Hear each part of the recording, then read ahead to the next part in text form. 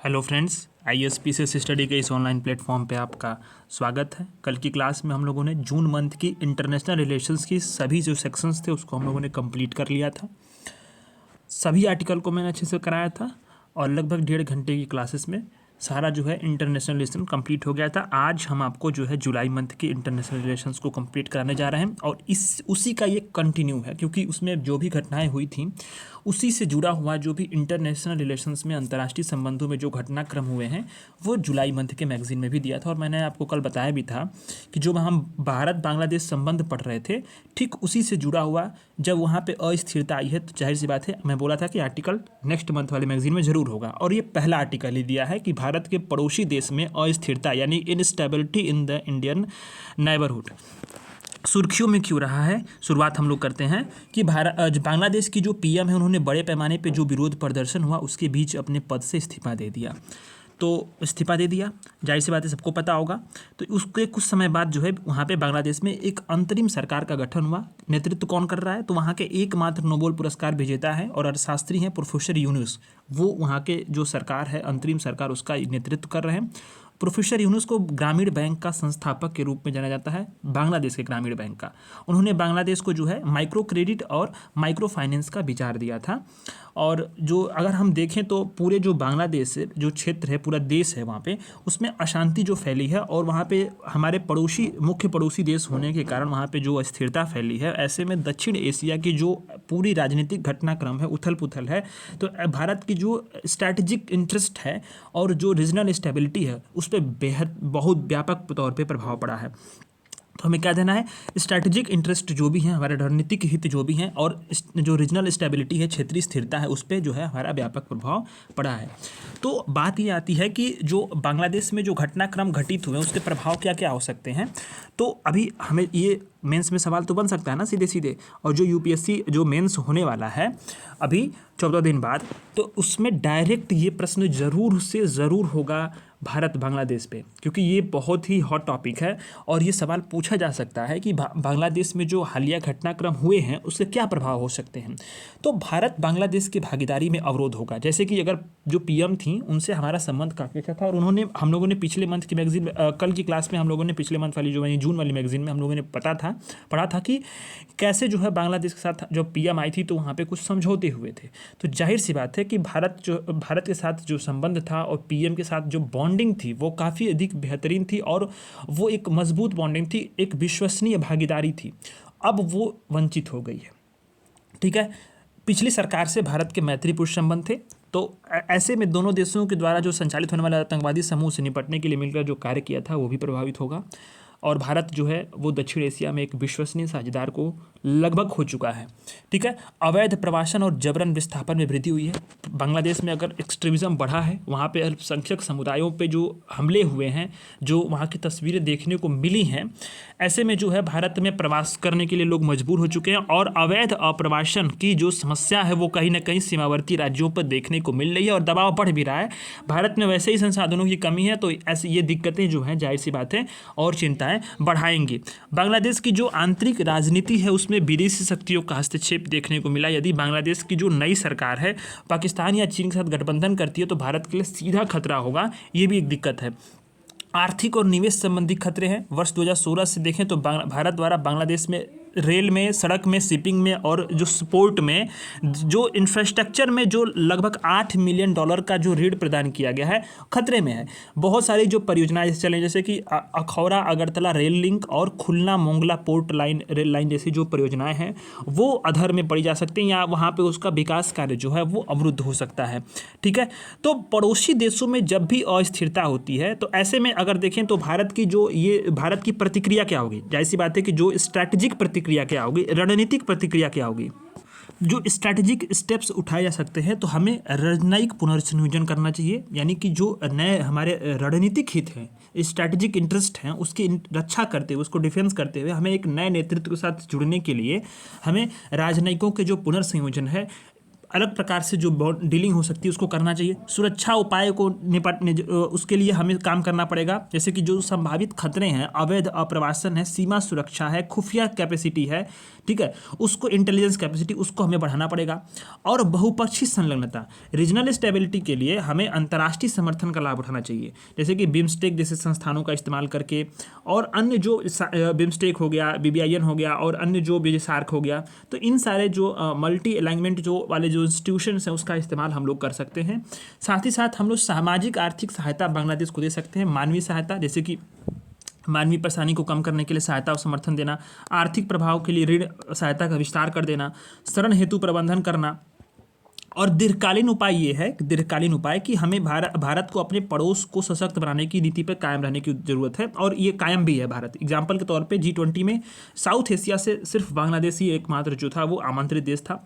भारत जो है देखें तो गैर पारंपरिक नेबरहुड फर्स्ट पॉलिसी का पालन करता है, जाहिर सी बात है, नेबरहुड फर्स्ट पॉलिसी पड़ोस प्रथम की नीति का पालन करता है। कोविड-19 के दौरान वैक्सीन मैत्री पहल थी, और आपदा में भी जो है प्रथम सहायता देने वाला भारत ही है, ठीक है।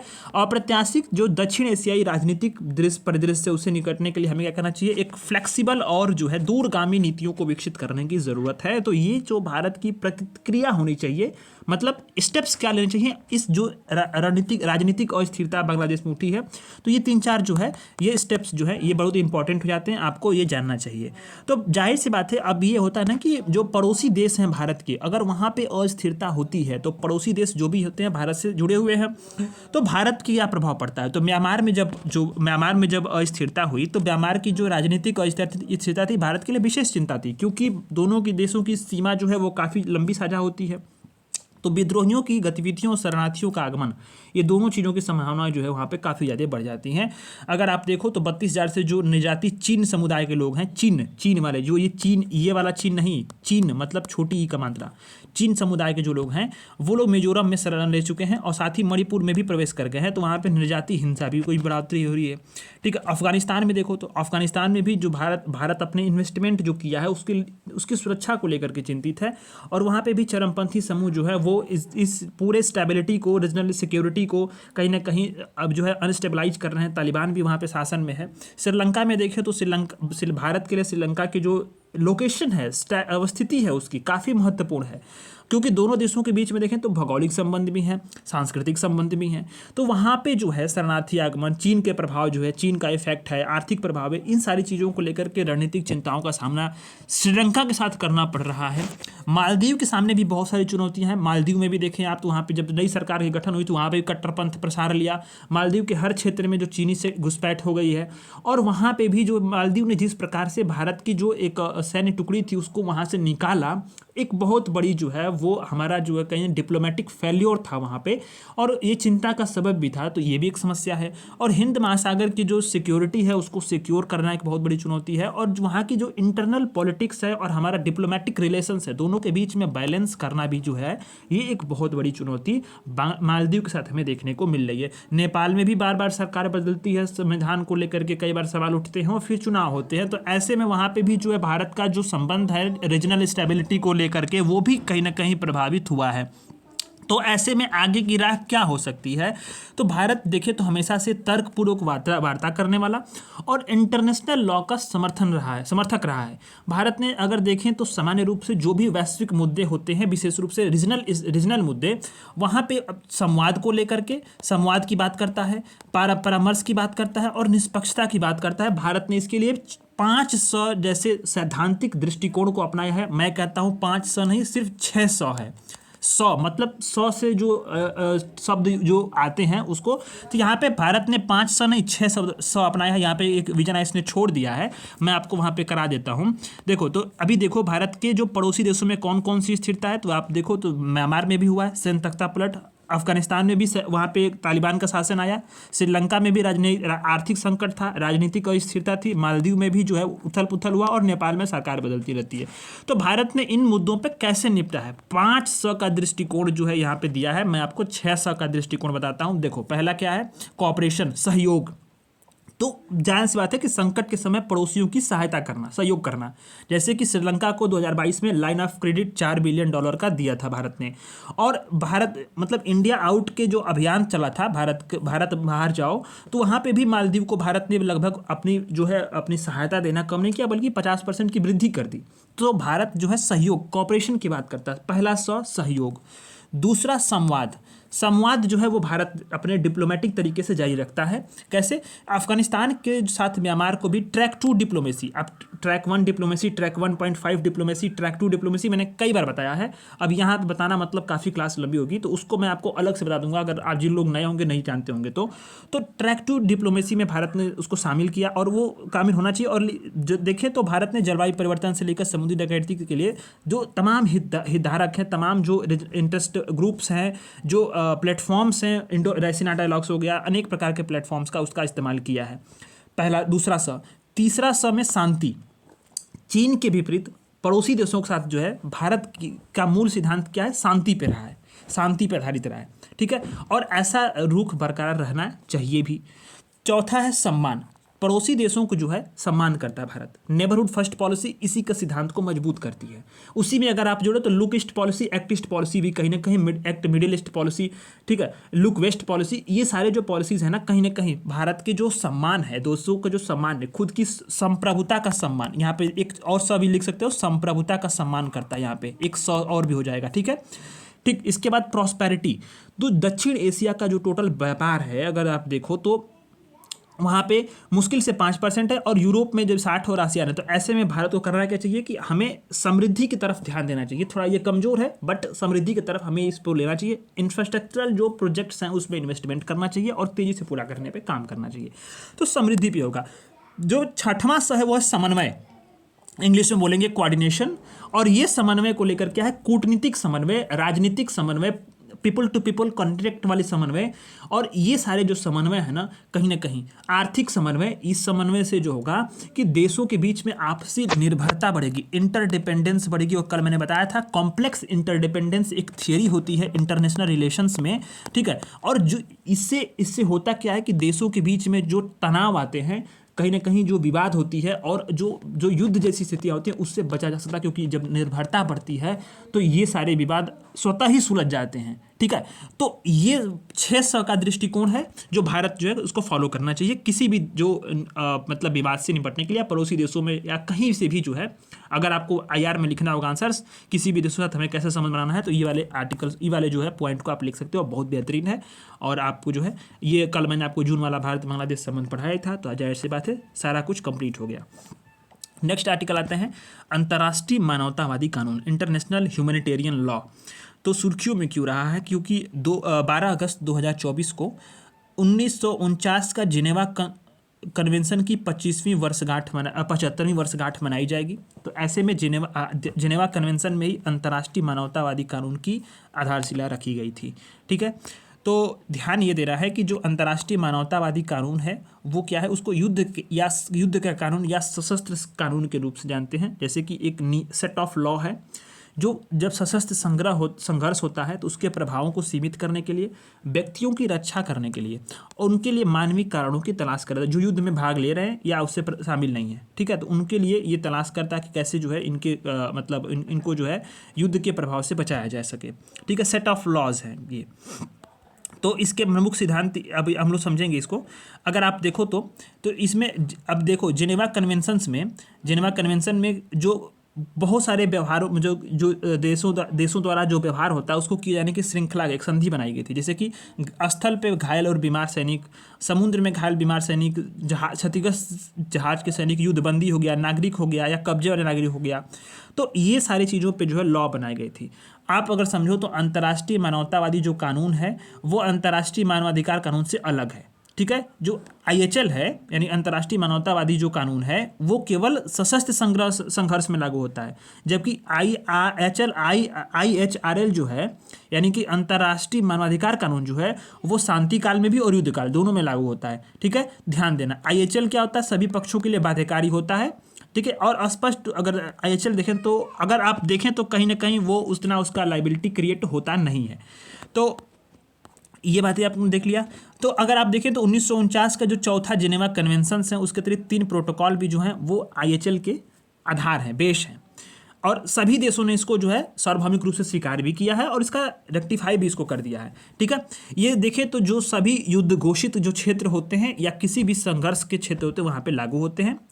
अगर आप देखो तो वहाँ पे भी लागू होते हैं, भले जहाँ पे जो है किसी राष्ट्र या अन्य सैनिकों का शांतिपूर्ण कब्जा हो, भले ही उसके खिलाफ कोई प्रतिरोध रहा हो या नहीं रहा हो, पर हर जगह वो लागू होते हैं। तो हेग कन्वेंशन है सरकारी सांस्कृतिक संपत्ति के संरक्षण के लिए, हेग कन्वेंशन 1954, लेकिन फेल हो गया कब? जब बुद्ध की बामियान की मूर्ति जो है वहाँ पे अफगानिस्तान में गिरा दी गई थी। जैविक हथियार कन्वेंशन 1972, रासायनिक हथियार कन्वेंशन 1993 और अंतर्राष्ट्रीय आपराधिक न्यायालय के लिए रोम संविधि 1998। इसके सिद्धांत हैं, बहुत ज़्यादा कुछ ज़्यादा नहीं है। विभेद का सिद्धांत है, अनुपातिकता का सिद्धांत है, प्रिंसिपल ऑफ प्रिकॉशन है, सब इसको इग्नोर करो, बहुत कुछ नहीं है। अब आता है कि मेन बॉडी जो है हमें पढ़ना क्या है मेंस के पर्सपेक्टिव से, कि आईएचएल के जो प्रवर्तन है यानी उसको इन्फोर्समेंट के लिए कौन कौन सी चुनौतियाँ आ रही हैं। तो राजनीतिक चुनौतियाँ आती हैं, स्टेट का इंटरेस्ट बना मानवतावाद की चुनौतियाँ आती हैं, जैसे राज्य के जो हित है और मानवतावादी दोनों एक दूसरे के कॉन्फ्लिक्ट करते हैं। जाहिर सी बात है, दोनों जब दूसरे को कॉन्फ्लिक्ट करते हैं, एक दूसरे का जो है कॉन्फ्लिक्ट, अब इसमें दिक्कत ये आती है कि जो स्टेट होते हैं वो अपने राजनीतिक हितों को प्राथमिकता देते हैं, ठीक है, अपनी नेशनल सिक्योरिटी को प्रायोरिटी देते हैं। वहाँ पे मानवतावादी चिंताएं जो है कॉन्फ्लिक्ट दोनों एक दूसरे से जो है वो क्लैश कर जाती हैं।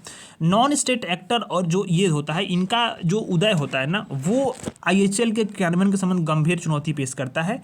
अब ये समूह क्या करते हैं? आईएचएल को मान्यता देते हैं। नॉन स्टेट एक्टर मतलब राज्य द्वारा वित्त पोषित आतंकी समूह, जैसे पाकिस्तान जो है कई बार स्टेट स्पॉन्सर्ड टेररिज्म को बढ़ावा देता है, राज्य द्वारा जो है वो स्पॉन्सर्ड होते हैं टेररिस्ट जो होते हैं।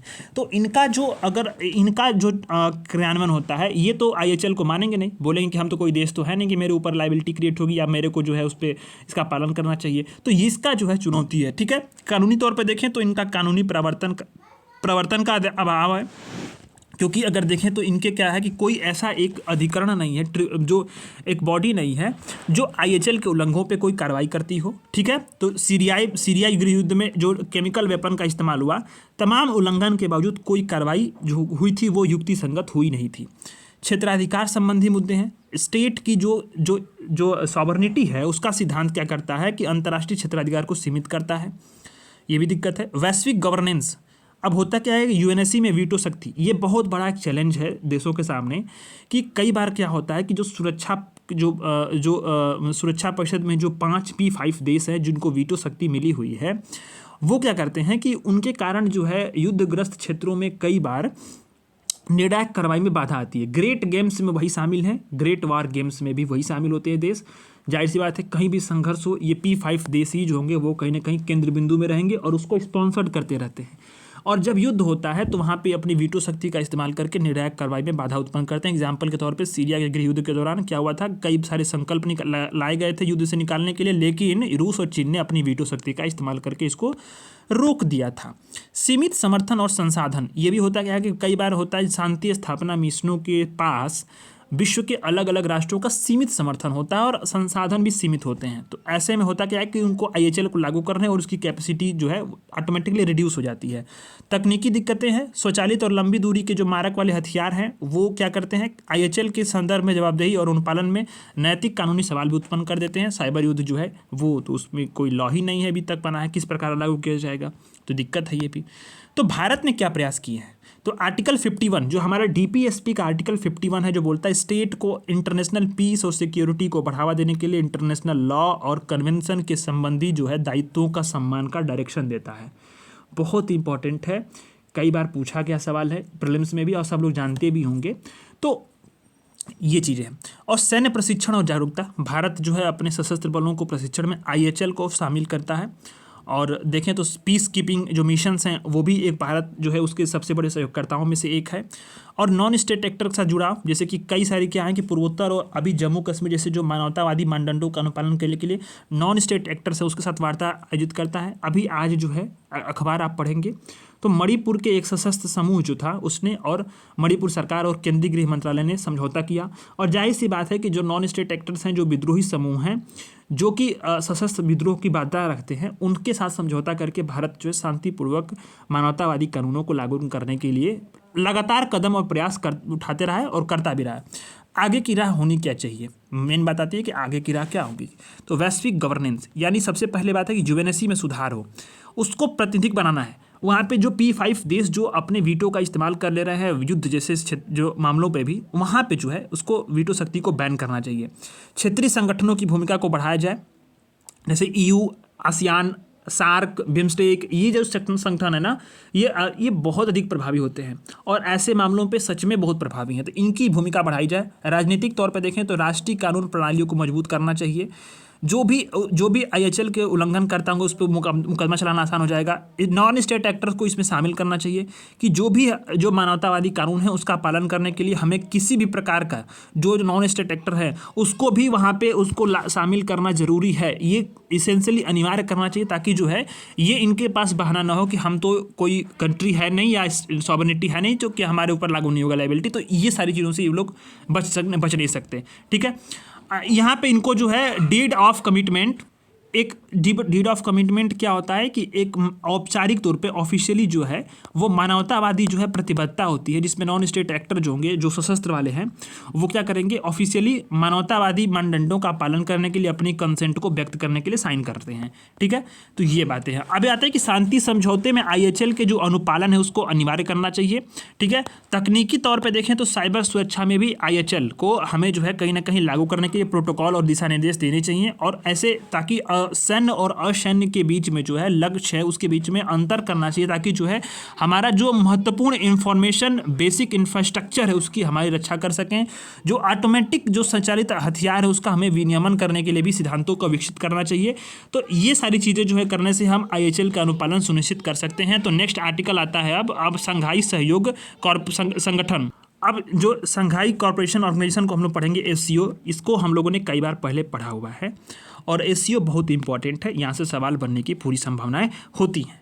हाल ही में क्यों सुर्खियों में रहा, क्योंकि कजाकिस्तान के अस्ताना में इंपॉर्टेंट है। ये कैपिटल बहुत सारे इंपॉर्टेंट जो मिडिल ईस्ट के जो कंट्रीज है ना वहाँ पे कन्फ्यूजन होता है, और UPPCS और UPPSC जो है लगातार इनको टारगेट कर रहा है। अभी फिलहाल के समय में हाल फिलहाल के देखिए तो स्टेट PCS जो है उस पर लगातार ये सवाल पूछ रहे हैं। तो मैपिंग के लिए आपको जो है कई बार इसको देख लेना है। Kazakhstan, Kyrgyzstan, Tajikistan, Uzbekistan, Turkmenistan, इनके जो कैपिटल और इनकी जो पूरी लोकेशंस है, कौन इसमें लैंडलॉक है कौन नहीं है, वेस्ट टू ईस्ट किसका क्रम है, नॉर्थ टू साउथ किसका क्रम है, इनको आपको कई बार देख लेना है। तो जो कजाकिस्तान के अस्थाना में SCO के जो राष्ट्राध्यक्ष थे उसकी परिषद का 24वां शिखर सम्मेलन आयोजित किया गया। कई बार वनडे एग्जाम्स में यही पूछ लेता है कि SCO का जो है 24वां शिखर सम्मेलन कहाँ आयोजित हुआ, तो आपको ध्यान देना है कजाकिस्तान के अस्थाना में हुआ, और यहीं पे जो है अस्थाना घोषणा पत्र, अस्थाना डिक्लेरेशन को अपनाया गया। अस्थाना डिक्लेरेशन कहाँ अपनाया गया, तो कजाकिस्तान के राजधानी अस्थाना में जो है SCO के सम्मेलन के दौरान अस्थाना डिक्लेरेशन को, अस्थाना घोषणा पत्र को अपनाया गया। तो सवाल वनडे एग्जाम्स में डायरेक्टली यही पूछ देता है कि कहाँ पे हुआ, तो आपको ध्यान देना है कजाकिस्तान की कैपिटल अस्थाना में हुआ। ठीक है, अब आता है कि SCO है क्या, SCO के बारे में समझेंगे, फिर इसके बाद जो है इसके तथ्य समझेंगे, फिर इसके बाद अभी देखते हैं कि पूरी जो वैश्विक बहुपक्षीय व्यवस्था है, मल्टी जो अलाइनमेंट की पूरी जो वर्ल्ड ऑर्डर है, कैसे उसमें SCO ने उसको शेप दिया, आकार दिया है। अभी क्या है कि उसमें बहुत सारी चुनौतियाँ क्या हैं और अन्य चुनौतियाँ क्या हैं, भारत और SCO का क्या चीज़ें हैं, और उसमें भारत कैसे जो है अपनी प्रभावकारी भूमिका निभा रहा है, और निष्कर्ष को हम लोग समझेंगे।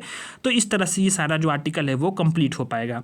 तो शुरू करते हैं हम लोग SCO के बारे में। तो SCO की उत्पत्ति 2001 में शंघाई शिखर सम्मेलन के दौरान की गई थी, एक अंतर सरकारी संगठन के रूप में। इसमें चीन, रूस, किर्गिस्तान, ताजिकिस्तान, कजाकिस्तान और उज्बेकिस्तान थे इसके संस्थापक सदस्य थे।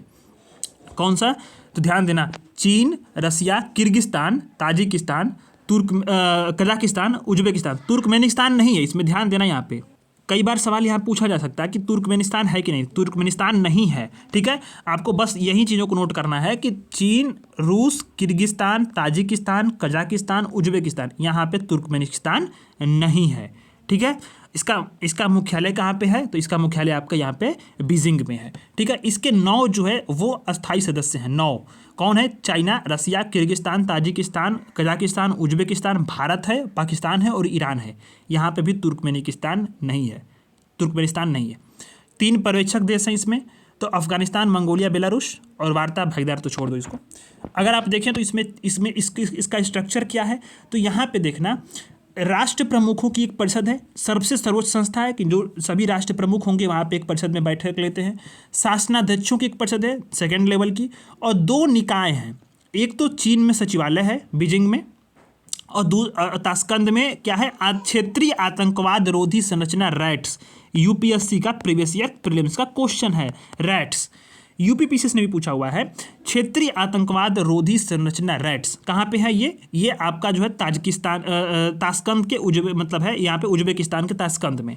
ठीक है, तो ध्यान देना, इसको नोट करना है आपको प्रीलिम्स पर्सपेक्टिव से चीज़ों को, कि जो रैट्स है क्षेत्रीय आतंकवाद रोधी संरचना, वो कहाँ पे है, ताशकंद में है। कहाँ पे, उज्बेकिस्तान जो कैपिटल है ताशकंद, वहाँ पे हुआ है। ठीक है, अब चीन में सचिवालय है, तो बस इसको आप जान लो। इसका लक्ष्य क्या है कि जो सिक्योरिटी संबंधी जो भी चिंता है उसको दूर करना है, सीमा संबंधी मुद्दों का समाधान करना है, सैन्य और खुफिया जानकारी साझा करना है, और हमें आतंकवाद, शिक्षा, ऊर्जा, परिवहन, इन सभी सेक्टर में कॉपरेशन करना है। इस सम्मेलन का शीर्षक क्या था कि बहुपक्षीय वार्ता को मजबूत करना, एक अस्थायी शांति समृद्धि की दिशा में प्रयास करना। पहली बार यूएन के महासचिव ने शिखर सम्मेलन में भाग लिया है, तो इसके निष्कर्ष ये निकले हैं कि 2025-27 तक हमें आतंकवाद, अलगाववाद और उग्रवाद से निपटने के लिए हमें एक सहयोग कार्यक्रम चलाना चाहिए। और हमें जो है इस कजाकिस्तान के देशों ने या कजाकिस्तान द्वारा जो प्रस्तावित शांतिपूर्ण, न्याय, सद्भाव, विकास के लिए विश्व एकता की पहल का समर्थन भी किया। मादक पदार्थों की तस्करी से निपटने के खिलाफ रणनीति भी बनाई गई। और बेलारूस जो है इंपॉर्टेंट प्रीलिम्स के इस पर्सपेक्टिव से यूपीपीसीएस बीपीएससी देने वाले अलर्ट हो जाए यहाँ पे, कि बेलारूस जो है एससीओ के 10वें सदस्य के रूप में शामिल हुआ है। ध्यान देना, बेलारूस जो है वो क्या शामिल हुआ है, 10वां सदस्य के रूप में शामिल हुआ है। किसमें, यहाँ पे एससीओ में। यहाँ पे यूपीपीसीएस फोकस कर सकता है, बीपीएससी भी फोकस कर सकता है, आरओ में भी आपको इंपॉर्टेंट है ये, और यूपीएससी के लिए तो है ही ये। ठीक है, तो ये सभी चीज़ों को नोट करना रहता है, तो आपको साथ साथ नोट कर लेना प्रीलिम्स के फैक्ट के तौर पर। अब आता है कि बेलारूस को एससीओ में शामिल करने का महत्व क्या है। तो बेलारूस जो है एससीओ में शामिल होने वाला पहला यूरोपीय देश होगा, सबसे बड़ा महत्व तो ये है। और बेलारूस का शामिल होना क्या है कि जो पश्चिमी प्रभाव का सामना करने वाले जो गठबंधन है उसमें एससीओ का मतलब उसमें जो है एससीओ के बढ़ते एकीकरण का संकेत भी देता है। ये कैसे एससीओ जो है अपनी जो है भूमिका को बढ़ा रहा है। चिंताएं ये हैं कि एससीओ को शामिल करने से पूर्वी यूरोप में चीन की जो है इंस्टीट्यूशनल पहुँच बढ़ जाएगी, और बेलारूस को शामिल करने से एससीओ की जो है अंतर्राष्ट्रीय विश्वसनीयता को नुकसान पहुंचे, क्योंकि बेलारूस में क्या है कि वहाँ पे निरंकुश शासन है, और रूस ने जो यूक्रेन पर आक्रमण किया उसका खुला समर्थन करता है। तो ये एक दिक्कत है। जाहिर सी बात है, रूस और चीन ने मिलकर के जिसको शामिल कराया है, तो अब इसका है महत्व। तो अब महत्व भी, चिंताएं भी हैं, दोनों आपने देख लिया। अब एससीओ की जो पूरी वैश्विक बहुपक्षीय व्यवस्था है, जो मल्टी अलाइनमेंट की जो पूरी वर्ल्ड ऑर्डर है, उसको कैसे एससीओ ने उसको नया आकार दिया है, उसकी भूमिका क्या रही है, तो ये चीज़ को हम लोग समझेंगे। मेंस में सवाल ये बन सकता है, तो इम्पॉर्टेंट है, ये ध्यान देना। तो अब एससीओ जो है उसका वैश्विक धुरी के रूप में उभरना। एससीओ क्या है, मिडिल ईस्ट से परे जो है विस्तार किया है, और अपने भौगोलिक और भू राजनीतिक पहुँच का विस्तार करते हुए उसने बहुपक्षवाद को नया आकार दे रहा है। अगर एग्जाम्पल के तौर पे देखें तो अब जो इसके सदस्य देश हैं, पहले से ही जो टोटल वर्ल्ड का आर्थिक प्रोडक्शन उसका 23% और वैश्विक आबादी का 42% का जो है वो प्रतिनिधित्व कर रहे हैं। और मॉस्को बीजिंग का जो जियोपॉलिटिकल जो उद्देश्य है उसके लिए उपयोगी बन जाता है। ये एससीओ द्वारा पश्चिमी संस्थाओं को चुनौती दे रही है। कैसे, जो बहुपक्षीय संस्थाओं को बढ़ावा देकर के वैश्विक शांति गतिशीलता को क्या कर रहा है, नया शेप दे रहा है, और अपने प्रभाव का विस्तार भी कर रहा है। नेटो का सदस्य तुर्की जो है उसका वार्ता भागीदार है और इसका सदस्य बनने का आकांक्षा रखता है। तो जाहिर सी बात है पश्चिमी संस्थाओं को भी यहाँ पर चुनौती दे रहा है। सुरक्षा संबंधी जो शून्यता थी उसको भर रहा है। नाटो गठबंधन द्वारा अफगानिस्तान को छोड़ दिए जाने के बाद जो है वहाँ पे उसे एससीओ भरने का प्रयास कर रहा है, और उसने जो है 2005 में जो है काबुल के साथ रीजनल कोऑपरेशन को बनाए रखने के लिए अफगानिस्तान संपर्क ग्रुप, अफगानिस्तान कॉन्टैक्ट ग्रुप की जो उसने स्थापना की थी। ध्यान दें तो आतंकवाद रोधी संरचना में एससीओ ने, यहाँ पे यूपीएससी ने पूछा हुआ सवाल है, सदस्य देशों के बीच में आतंकवाद रोधी प्रयासों में कोऑर्डिनेशन के लिए रैट्स की स्थापना की है, regional anti terrorist structure rat की स्थापना की है। तो इंपॉर्टेंट है इसको। एससीओ जो है वो चीन की रणनीतिक योजना को पूरा कर रहा है। चीन जो है स्वयं को क्या करता है, नेतृत्वकर्ता के रूप में प्रस्तुत करने के लिए एससीओ का इस्तेमाल करता है। तो और अपनी जो अगर वो ऐसा क्या होता है ना कि अमेरिका जिस तरह से जो पश्चिमी संस्थाओं का एक प्रतिनिधित्व करता है, ठीक उसी प्रकार से चीन भी जो है रीजनल जो ऑर्गेनाइजेशंस हैं उसका अपने हिसाब से प्रतिनिधित्व करके जो है अपनी अपनी जो पूरी महत्वाकांक्षा उसको पूरा करने का एक विकल्प प्रस्तुत कर रहा है। ठीक है, तो ऐसे में वह स्वयं को ग्लोबल साउथ के समर्थक के रूप में भी प्रस्तुत करता है, और यहाँ तक कि रूस भी जो है पश्चिम के प्रभाव को काउंटर बैलेंस करने के लिए एससीओ को जो है एक बहुत ही उपयोगी मंच के रूप में देखता है। मिडिल एशिया में कनेक्टिविटी को बेहतर करने के लिए भी एससीओ जो है बहुत अधिक काम कर रहा है, जैसे कि अलग अलग सेक्टर्स में गलियारों और इंफ्रास्ट्रक्चर को डेवलप कर रहा है, और इसके लिए एक मंच भी देता है। आईएनएसटीसी और चाबहार परियोजना आप जानते ही होंगे, चाइना की बहुत ही महत्वाकांक्षी परियोजना है, और इसमें देखें तो ये चाबहार परियोजना वाली। ठीक है, तो ऐसे में एससीओ के समक्ष बहुत सारी चुनौतियाँ भी हैं। जैसे इसकी चुनौतियाँ ये हैं कि इसकी विस्तृत भूमिका से जुड़ी हुई चुनौतियाँ, विस्तार संबंधी दुविधा है कि एससीओ का विस्तार जो है इसकी वैश्विक छवि को तो विकसित करेगा, लेकिन जो रीजनल फोकस है एससीओ का, जिस उद्देश्य के लिए बनाया गया था, कहीं ना कहीं उसको ये कमजोर करता जाएगा। एशिया पे ध्यान कम केंद्रित करता है। एससीओ की स्थापना केवल मिडिल एशिया पर ध्यान केंद्रित करने की गई थी, लेकिन अब विस्तार हो रहा है, तो विस्तार होने से क्या हो रहा है कि जो सदस्य हैं उनको वैकल्पिक सहयोग की संरचनाओं के लिए जो है तलाशने के लिए बाध्य कर सकता है। यानी कि जो रीजनल जो एस्पिरेशंस को फुलफिल करने के लिए एससीओ की स्थापना हुई थी, कहीं ना कहीं वो प्रभावित होगी, तो सदस्य देश जो होंगे इसके विकल्प के रूप में अन्य संस्थाओं की तरफ रुख करेंगे। तो ये दिक्कत है। विस्तार से चीन के आक्रामक रूप को बल मिलता है। जैसे विस्तार होगा तो चीन अपनी महत्वाकांक्षी विचार को, अपने विचारों को, भागीदारी के दावों को दिखाएगा कि हमारा जो वैश्विक दृष्टिकोण है विश्व उसका समर्थन करता है। तो ऐसे में उसकी जो महत्वाकांक्षी चीज़ें हैं वो फुलफिल होंगी। तो ये एक दिक्कत है, चिंताएं हैं। और अन्य चिंताएं ये हैं कि स्वार्थ से प्रेरित अफगानिस्तान नीति है। अब ऐसी बात यह है कि जो एससीओ सदस्य होते हैं अपने अपने हितों के साथ तालिबान के साथ द्विपक्षीय तौर पर जुड़ते हैं। जैसे भारत का अपना हित है, रसिया का अपना हित है, चाइना का अपना हित है, अमेरिका का अपना हित है। तो अमेरिका तो है नहीं इस एससीओ में, लेकिन जो सदस्य जो देश हैं वो अब उसके अपने अपने हित हैं। तो जो अभी जो अफगानिस्तान नीति है उसके लिए एक मात्र जो पहल की गई थी 2005 में अफगानिस्तान कॉन्टैक्ट ग्रुप के तौर पे, वो उसको कमज़ोर करती है। तो अगर आप देखें तो जो ये सारी जो जुड़ाव है ना अलग अलग तरीके से, तो वो क्या करते हैं कि अफगानिस्तान संबंधी चुनौतियों से निपटने में जो सामूहिक दृष्टिकोण है प्रभावशीलता उसको कमज़ोर करता है। ठीक है, तो ये देखें तो ये इस तरह की भागीदारी भी जो है भारत का जो अस्थायी शांति और सुलह के लिए जो अफगान नेतृत्व वाली या अफगान वाली जो अफगान नियंत्रित प्रक्रिया उसके खिलाफ है। चीन का जो देखें तो बहुपक्षीय स्तर पर शक्ति प्रदर्शन भी है, एक मंच के तौर पे ये शक्ति प्रदर्शन करता है। ठीक है, अब बेल्ट एंड रोड इनिशिएटिव को क्षेत्रीय प्रमुखता दिलाने में मदद करना चीन का एक बहुत बड़ा काम था इसमें, और उसने BRI के लिए जो है इसमें इसी के तहत इसने पहल की थी और उसको प्रमुखता से देशों को मनवा भी लिया था। तो ये दिक्कत है। एससीओ में पहचान का संकट है। आलोचना ये की जाती है कि एससीओ के निर्णयों में जो है आवश्यक कार्यकारी गारंटी का अभाव है। मतलब होता क्या है कि नैम की तरह जो है ये भी एक केवल सिर्फ चर्चा करने का और विचारों को घोषणा करने का मंच बन चुका है, और अलग अलग राष्ट्रों के अलग अलग हित हैं। ऐसे में जो जनरल कंसेंट है, आम सहमति है, उसको बनाना बेहद ही चुनौतीपूर्ण हो चुका है। एग्जाम्पल के तौर पे भारत ने सीधे सीधे बोल दिया पाकिस्तान आतंकवाद का केंद्र है। अब जाहिर सी बात है चाइना को ऐसे मिर्ची लग जाएगी, और पाकिस्तान को तो भाई जाहिर सी बात है वो तो अपना कैसे बुराई समझ सकता है। तो वे चीज़ें हैं। अब एससीओ के अंतर्गत भारत ने कौन कौन सी पहले शुरू की हैं, तो ये जानना है। स्टार्टअप और नवाचार पर एक नए कार्य समूह की स्थापना किया। पारंपरिक चिकित्सा पर सहयोग के लिए एक नए उपसमूह बनाया। एससीओ स्टार्टअप फोरम का शुभारंभ किया, और पहली बार एससीओ युवा वैज्ञानिक सम्मेलन का आयोजन किया गया। भारत द्वारा ये शुरू की गई पहले। भारत और एससीओ देखें तो 2005 में एससीओ में पर्यवेक्षक का दर्जा दिया गया। 2017 में भारत को जो ऑफिशियली फुल मेंबर, पूर्ण सदस्य के तौर पे एससीओ में शामिल करा दिया गया था।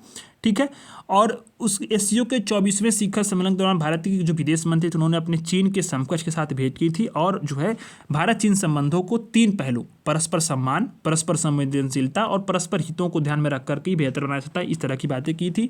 ब्रिक्स की तरह देखें तो एससीओ भी अधिक प्रभाव हासिल करने के लिए विस्तार चाहता है, ताकि जो चीन और रूस का वैश्विक दृष्टिकोण है, विश्व के तौर पर जो दृष्टिकोण है वैश्विक तौर पर विश्व के अन्य देशों की तरफ, वो अधिक से अधिक महत्व हो चुके। भारत जो है एससीओ मंच को किस तरह सोचता है कि जो पश्चिम विरोधी एजेंडे की बजाय क्या कर सकता है, वो विकास केंद्रित संगठन के रूप में स्ट्रक्चर करना चाहता है। इस संबंध में भारत एक संतुलन निर्मित करता है और एससीओ को जो है चीन के प्रभाव में आने से रोकता भी है। अब एससीओ के सदस्य में भारत की जो संतुलनकारी कार्य क्या है और प्राथमिकता क्या है, ध्यान देना है। 24वें एससीओ शिखर सम्मेलन में भारत जो है पीएम अस्थाना में शामिल हुए नहीं थे, और एससीओ की पहली अध्यक्षता के तहत वर्चुअल जो है उन्होंने बैठक भी की थी 2023 में।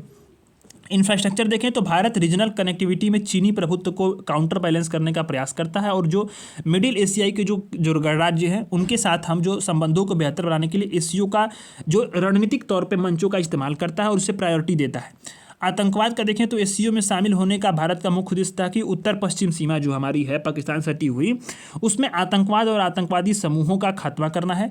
भारत के विजन को अस्थाना घोषणा पत्र में शामिल किया गया, और भारत की G20 प्रेसिडेंसी जो थीम थी वसुधैव कुटुंबकम, एक पृथ्वी एक परिवार एक भविष्य, एक स्टार्टअप फोरम और पर्यावरण के लिए जो है जीवन शैली लाइफ पहल, इन सभी चीज़ों को जो है घोषणा पत्र में अस्थाना के शामिल किया गया। तो जाहिर सी बात है भारत जो है कहीं ना कहीं अपनी भूमिका को जो है वो वहाँ पे कहीं ना कहीं रख पा रहा है। तो एससीओ में भारत की प्राथमिकताएं जो हैं सिक्योर एससीओ के दृष्टिकोण में आकार, सिक्योर का अर्थ क्या है? Security, economic cooperation, connectivity, integrity, sovereignty का सम्मान करना, और रीजनल जो इंटीग्रिटी है उसका भी सम्मान करना, पर्यावरण का संरक्षण करना। तो सिक्योर इन्वायरमेंटल का प्रोटेक्शन जो है, तो ये सिक्योर का दृष्टिकोण है वो भी एससीओ के दृष्टिकोण में यहाँ पे कहीं ना कहीं उस पर आकार लेती है। तो निष्कर्ष ये है कि प्रासंगिक बने रहने के लिए एससीओ का करना क्या चाहिए कि जो रीजनल फोकस है, जिस उद्देश्य के साथ एससीओ का गठन हुआ था, उसके साथ अपने विस्तार को हमें उसको संतुलित करना चाहिए। अफगानिस्तान से संबंधित जो चुनौतियां उसके समाधान के लिए हमें एक कलेक्टिव अप्रोच को अपनाना चाहिए।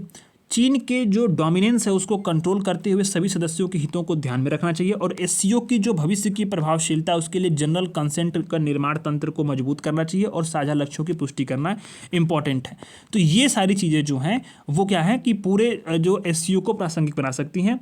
तो एससीओ के बारे में हम लोगों ने सब देख लिया।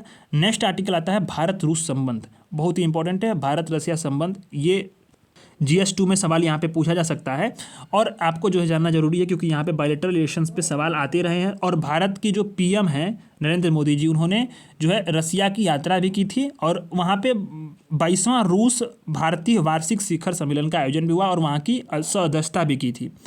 तो इस वाले जो पूरे भारत रसिया संबंध का जो आर्टिकल है ना, इस आर्टिकल को आपको बहुत अच्छे से करना है क्योंकि यहाँ से सवाल बनने की संभावनाएं हैं मेंस में। ठीक है, कुछ चीज़ों को और भी समझेंगे इसमें, जो भारत रूस कनेक्टिविटी परियोजनाएं हैं। तो पूरा एक घटनाक्रम देखेंगे कैसे जो है हमारा संबंध स्थापित हुआ, फिर उसका समकालीन महत्व क्या है दोनों देशों के लिए, रूस के लिए क्या महत्व है, भारत के लिए क्या महत्व है, और दोनों संबंधों के बीच में चुनौतियां क्या हैं, इनको देखेंगे, और आगे की राह में और क्या हो सकती है। और अन्य जो सुर्खियां हैं, जैसे रूस के पीएम ने जो रूस के राष्ट्रपति ने अन्य देशों के साथ यात्रा की थी, उसको हम लोग समझेंगे, तो ये आर्टिकल कंप्लीट हो जाएगा। तो शुरुआत हम लोग करते हैं। तो हाल ही में 22वां भारत रूस वार्षिक शिखर सम्मेलन कहाँ आयोजित हुआ? तो रूस में आयोजित हुआ, और वहाँ पे भारत के पीएम ने मॉस्को में रूसी राष्ट्रपति के साथ जो है वार्षिक शिखर सम्मेलन की जो है सह-अध्यक्षता की थी। इस दौरान जो है भारत के पीएम को रूस की यात्रा पर उन्हें रूस का सर्वोच्च नागरिक सम्मान, यूपीपीसीएस प्रीलिम्स और बीपीएससी प्रीलिम्स नोट कर लेना इसको, रूस का सर्वोच्च नागरिक सम्मान order of the Saint Andrew at the apostles, यानी कि order of the Saint Andrew the apostle को सम्मानित किया गया।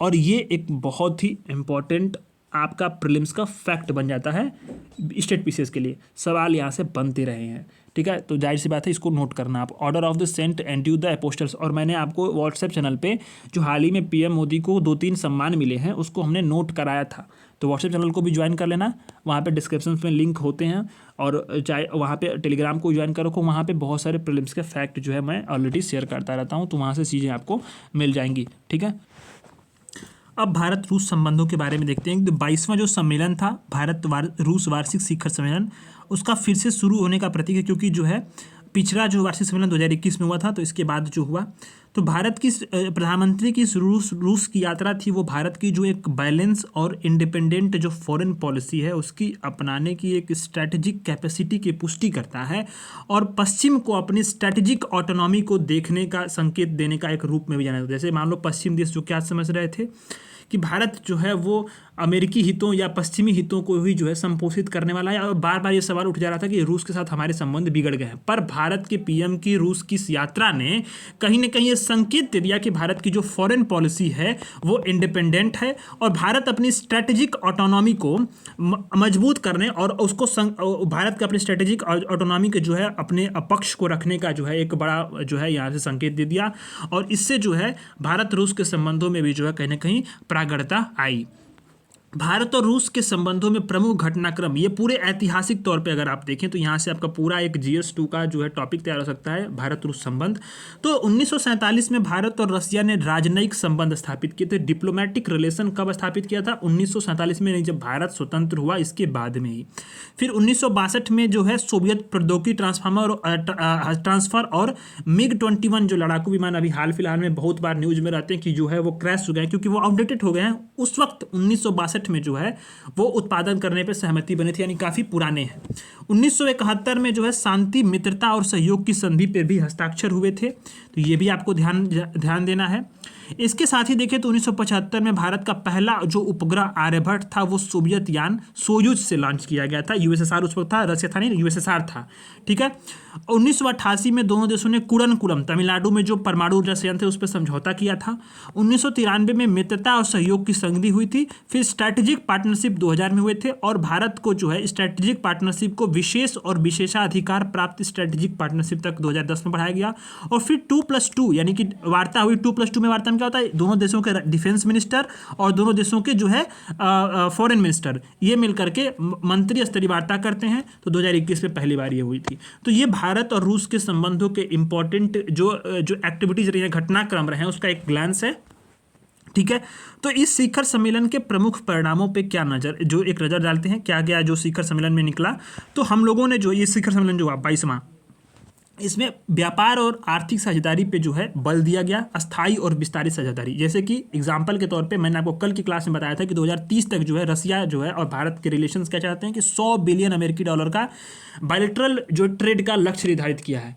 यानी 2030 तक हमें जो है 100 बिलियन बायलैटरल ट्रेड का लक्ष्य हमें पाना है। दोनों देशों की राष्ट्रीय मुद्राओं का इस्तेमाल करके द्विपक्षीय जो लेन देन की निपटान प्रणाली होती है उसको हमें बढ़ावा देने का निर्णय लिया गया है। सुदूर पूर्व में रूस के जो है व्यापार, आर्थिक और निवेश में भारत रूस के कार्यक्रमों पर हस्ताक्षर किए गए और रूस संघ के आर्कटिक जो रीजन है उसमें भी जो सहयोग सिद्धांत थे उस पर भी समझौते किए गए। फिर सैन्य समझौते किया गया कि बहुत सारे जो रूसी उपकरण हैं और सैन्य हथियार हैं उसके बीच में उसका रख रखाव और जो विनिर्माण पे ज्वाइंट विनिर्माण पे सहमति दी गई। यूक्रेन मुद्दे पर भी जो है वार्ता और कूटनीति से समाधान निकालने की बल दिया गया। और पीएम की नेक्स्ट जो वाले मैगजीन में जरूर ये आर्टिकल आएगा कि पीएम ने यूक्रेन की भी यात्रा की है। तो ये जब रसिया की यात्रा हो रही थी ना, तो यूक्रेन के पीएम जो थे, राष्ट्रपति शायद वो जेलेंस्की जो हैं उन्होंने एक टिप्पणी की थी और बहुत ही बेकार टिप्पणी की थी। उनकी अदूरदर्शी सोच की ये टिप्पणी दिखाती थी कि उन्होंने किया था कि भारत का जो पीएम है वो एक हत्यारे के साथ जो है हाथ मिला रहा है, ऐसे कुछ करके उन्होंने उसको ट्वीट किया था अपने ट्विटर अकाउंट पे। मैंने देखा भी था और मैंने शेयर भी किया था उसको। तो ये काफ़ी बड़े स्तर पर विश्व को देखा गया कि नहीं, भारत जो है रसिया के साथ संबंधों को दे रहा है, तो कहीं ना कहीं पश्चिम देशों को संबंध को जो है वो उसका जो है काउंटर बैलेंस कर रहा है। पर ठीक उसके बाद भारत के पीएम ने जो है यूक्रेन की भी यात्रा की। तो जाहिर सी बात है, जो स्ट्रैटेजिक ऑटोनॉमी की बात की रही है, इंडिपेंडेंट फॉरेन पॉलिसी की बात की जा रही है, भारत अपनी जो है स्थिति को कायम है और उसी के अनुरूप जो है अपने वो कार्य को कर भी रहा है, ठीक है। दोनों देशों ने अपने दोनों देशों के बीच में बढ़ते आवागमन और व्यापार में वृद्धि को सुविधाजनक बनाने के लिए कजान और याकातेरिनबर्ग में 2 नए वाणिज्य दूतावास भारत खोलेगा, ठीक है। तो ये बातें की गई थी इस पूरे शिखर सम्मेलन में।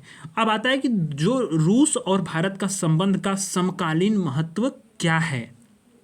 जो वर्तमान में देखें तो समकालीन महत्व इसका है क्या, तो दोनों देशों के लिए महत्व स्ट्रैटेजिक तौर पे देखें तो दोनों देश जो हैं अपने पड़ोस में चीन के उदय को लेकर के कहीं ना कहीं चिंता रखते हैं और चीन को क्षेत्रीय आधिपत्य स्थापित करने से रोकना भी चाहते हैं। दोनों देशों का समान उद्देश्य है। जो वर्ल्ड ऑर्डर है उसके प्रति साझा दृष्टिकोण है हमारा। हम दोनों देश जो है क्या है, बहुध्रुवीय विश्व व्यवस्था की वकालत करते हैं।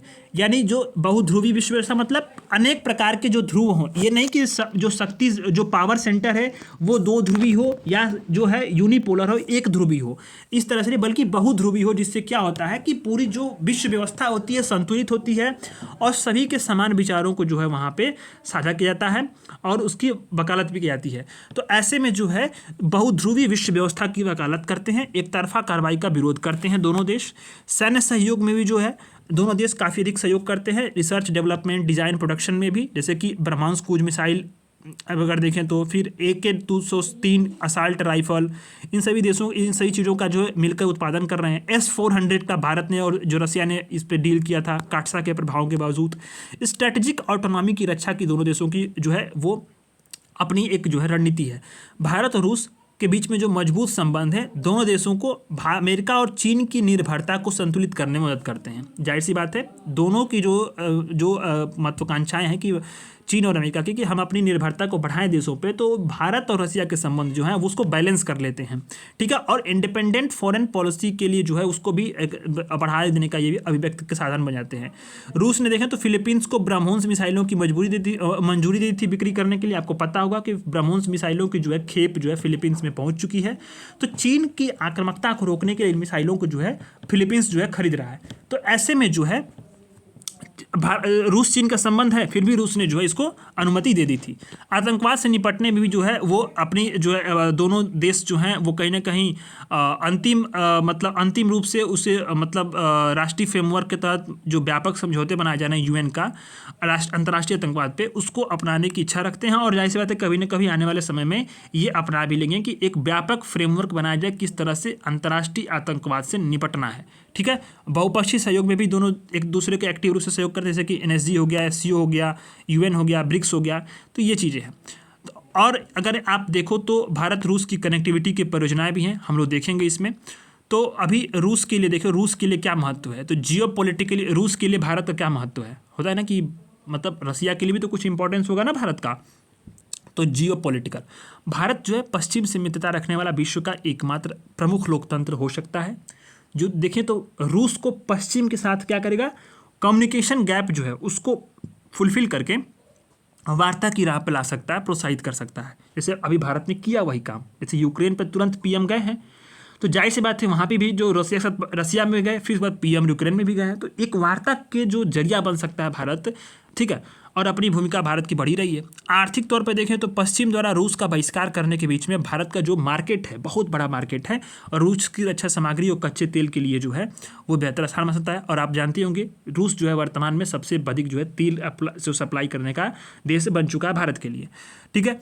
अभी देखें तो रूस भारत के सभी व्यापारिक साझेदारों में चौथे स्थान पे है, लेकिन फिर भी जो है $65 बिलियन है, जिसको हम लोग को $100 बिलियन करना है, कब तक, 2030 तक, ठीक है। इसी जो है शिखर सम्मेलन में ये बातें हुई थी। रूस द्वारा जो भी गैर पश्चिम संगठन है उसमें भारत की सदस्यता जो क्या करते हैं, इन संगठनों की विश्वसनीयता को मजबूत भी करती है, और भारत को जो है एक तरह से जो है वो भी भारत की बढ़ती हुई भूमिका को दर्शाती है। भारत के लिए क्या महत्व है रूस, तो राजनीतिक तौर पर देखें तो स्वतंत्र भारत में, भारत के जब इतिहास में रूस ने कभी भी भारत के इंटरेस्ट को नुकसान नहीं पहुंचाया। जब से स्वतंत्रता प्राप्त हुई तब से रूस जो है भारत का सबसे अच्छा मित्र और सबसे विश्वसनीय मित्र के रूप में जो है भारत का साथ दिया है। और भारत चीन के तनावपूर्ण संबंधों में भी भारत की जो है तटस्थता, उसने जो है न्यूट्रलिटी बनाए रखी, अपना कभी हस्तक्षेप नहीं किया। बहुपक्षीय संस्थाओं में सुधार के लिए जो है उसका समर्थन करता है, तो भारत के पक्ष में है ये एक बात। रक्षा उपकरणों का सबसे प्रमुख जो है आपूर्ति करता है, 36% टोटल जो डिफेंस सप्लाई है वो रसिया करता है भारत को। S-400 देखें तो तुसील फ्रिगेट जैसे आधुनिक फ्रिगेट की भी आप सप्लाई करेगा। कनेक्टिविटी को देखें तो रसिया जो है विभिन्न परियोजनाओं के माध्यम से मध्य एशिया और यूरेशिया के साथ जो है कनेक्टिविटी बेहतर बनाने का प्रयास कर रहा है। INSTC देखें, उत्तरी समुद्री मार्ग देखें, और चेन्नई व्लादिवोस्टोक पूर्वी समुद्री गलियारा देखें। इसको आप मैप में देखो ये INSTC का रूट मैप देख रहे हो आप, ये जो आपका डॉटेड लाइन है ये वाला, ईरान होते हुए जो है चाबहार पोर्ट से, ठीक है, या व्लादिवोस्टोक यहाँ तक जाना, फिर वहाँ से फिर जो है ये NSTC रूट जो स्टैंडर्ड रूट है ये वाला, और ये चेन्नई से जो है व्लादिवोस्टोक का लिंक रूट है, सी लिंक है, ठीक है, ये साउथ चाइना सी से होते हुए। तो कहीं ना कहीं स्ट्रैटेजिक तौर पर जो कनेक्टिविटी परियोजनाएँ हैं ये जो है वो रसिया और भारत के बीच संबंधों को प्रकट करती हैं। आर्थिक तौर पे देखें तो जो भारतीय फार्मास्यूटिकल जो कंपनीज़ हैं वो जर्मनी को पीछे छोड़ रही हैं, और रूस में शीर्ष जो मेडिकल सप्लाई के रूप में उभरी हैं। रूस जो है वो भारत को कच्चे तेल का सबसे बड़ा आपूर्तिकर्ता के देश में उभरा है, आप जानते होंगे। रियायती कीमत पे रसिया जो है भारत को दे रहा है कच्चा तेल, वही मैंने आपको बताया। तकनीकी सहयोग, कुडनकुलम परियोजना के लिए, गगनयान मिशन के लिए, बहुत सारे मिशनों के लिए तकनीकी सहयोग रूस का जो है मिलता रहा है, और ये बहुत वर्षों से मिलता रहा है, जब से भारत स्वतंत्र हुआ तब से मिलता रहा है, ठीक है। रीजनल स्टेबिलिटी के लिए भी जो है वो साझेदारी साथ में निभाते हैं, जैसे रूस जो है अफगानिस्तान में शांति और स्टेबिलिटी के लिए प्रमुख भूमिका निभा रहा है। तो भारत और रूस के संबंध चुनौतियां क्या क्या हैं उस पर बात होगी, और आगे की राह की बात होगी, ठीक है। तो इसको हम लोग देखते हैं। चुनौतियां ये हैं कि भारत की रूस नीति के समक्ष बहुत सारी चुनौतियाँ हैं। रूस पीएम की जो रूस की यात्रा की टाइमिंग और जो उसका उद्देश्य था उसको लेकर के यूक्रेन और USA ने आलोचना की थी, बताया ना मैं आपको, यूक्रेन के पीएम ने डायरेक्ट आलोचना की थी। रक्षा संबंधी चुनौतियां हैं कि कई बार क्या है कि 2022-23 के बीच में जो है वो इंद्र अभ्यास स्थगित कर दिया गया और कई बार इंटर ऑपरेबिलिटी का स्तर भी काफ़ी लो है। और देखें तो काटसा का जो एक्ट है यूएसए का, उसके बचने के लिए S-400 के बाद कोई बहुत बड़ी डील तो हुई नहीं है, ये एक दिक्कत है। जियो पोलिटिकल टेंशन ये है कि भारत और अमेरिका के बीच में सहयोग काफ़ी बढ़ रहे हैं, तो ऐसे में क्या है कि ये जो है मतलब पश्चिमी देशों से जो घनिष्ठता बढ़ रहा है, एक चुनौती है रूस के साथ संबंधों के लिए। रूस चीन के संबंध बढ़ रहे हैं वहाँ पे, रूस चीन के बीच देखें तो $240 बिलियन का द्विपक्षीय व्यापार हो चुका है, भारत का लगभग 4 गुना, तो ये एक बहुत बड़ी समस्या है। पाकिस्तान के साथ भी रूस के संबंध बढ़ रहे हैं, तो ये भी एक दिक्कत है। और पाकिस्तानों को जो है रियायती दरों पे तेल का आपूर्ति करना भी इसका जो है एक उदाहरण है। तो रूस ने पाकिस्तान को INSTC में शामिल होने के लिए आमंत्रित भी किया है, तो ये भारत के लिए एक डिप्लोमेटिक स्तर पे बहुत बड़ी चुनौती भी है और वास्तविक तौर पे चुनौती है। आर्थिक चुनौतियाँ भी हैं कि रूस का व्यापार घाटा बढ़ रहा है, रूस बहुत अधिक व्यापार अधिशेष में है, तो ये भी एक दिक्कत है।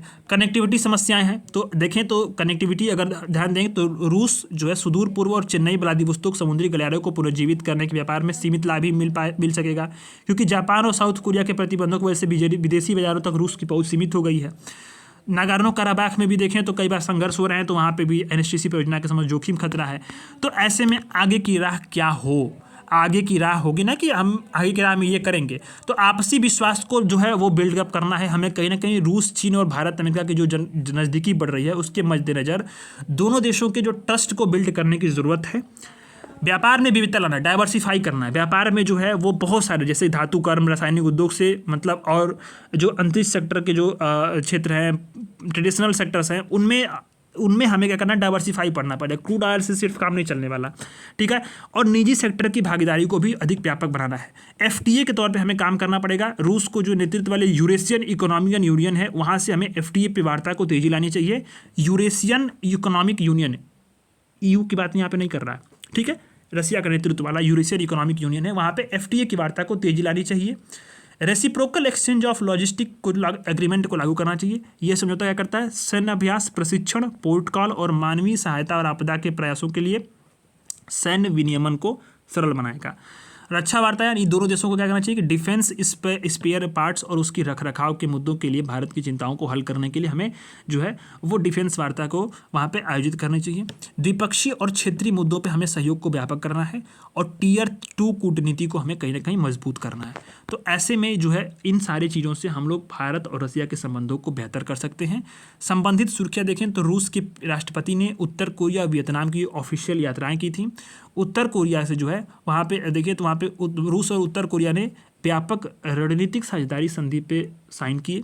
वियतनाम में देखें तो वियतनाम और रूस ने वियतनाम रूस संबंधों के जो है संधि की 30वीं वर्षगांठ भी मनाई, लेकिन साइन नहीं किया कुछ, ठीक है। इसका पूरा नेता थी इस यात्रा का कि जो पूर्वोत्तर एशिया है वहाँ पे जो रणनीतिक समीकरण है वो कहीं ना कहीं बदल रहे हैं। 2 रणनीतिक त्रिकोण है, एक तो है USA, दक्षिण कोरिया और जापान, दूसरा कौन है, रूस, उत्तर कोरिया, चीन। दोनों जो हैं वो अलग अलग एक त्रिकोणी जो है वो समीकरण बन रहे हैं।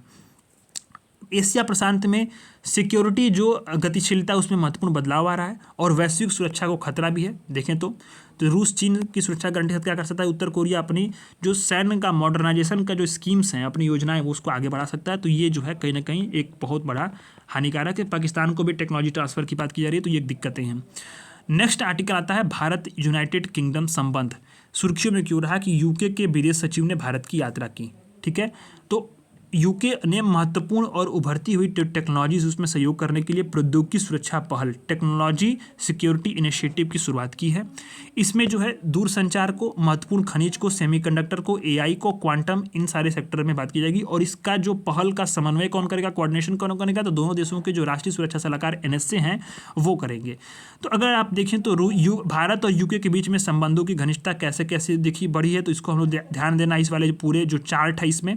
तो भारत और जो यूके हैं उसके संबंधों को 2021 में व्यापक रणनीतिक साझेदारी तक बढ़ा दिया गया है। दोनों देशों ने अंतर्राष्ट्रीय सुरक्षा साझेदारी पर 2015 में हस्ताक्षर भी किए थे। और देखिए तो दोनों देशों के बीच में अजय वारियर, कोंकड़ और कोबरा वारियर, ये 3 जो है ये सैन्य अभ्यास इंपॉर्टेंट है, ध्यान देना। अभी बहुत सारे जो स्वास्थ्य के सेक्टर में सीरम इंस्टीट्यूट जो है वो यूके का जो है एस्ट्राजेनेका और सीरम इंस्टीट्यूट का जो कोविड-19 का वैक्सीन था वो भी एक बहुत बड़ा उदाहरण है। प्रवासी देखें तो यूके में की कुल जनसंख्या में जो टोटल भारतीय प्रवासी उसका हिस्सा केवल 1.8% है। बावजूद इसके देखें तो टोटल जीडीपी में भारतीय जो प्रवासी क्षेत्र है वो लोग 6% का योगदान देते हैं। तो ये एक बहुत बड़ा जो है पॉजिटिव इम्पैक्ट है।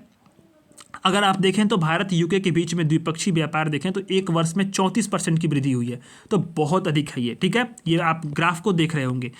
भारत देखें तो इस अवधि में भारत जो है यूके का 12वां सबसे बड़ा व्यापारिक भागीदार रहा है। यूके जो है भारत में 6वां सबसे बड़ा निवेशक है। भारत यूके में यूएसए के बाद दूसरा एफडीआई का स्रोत बना हुआ है।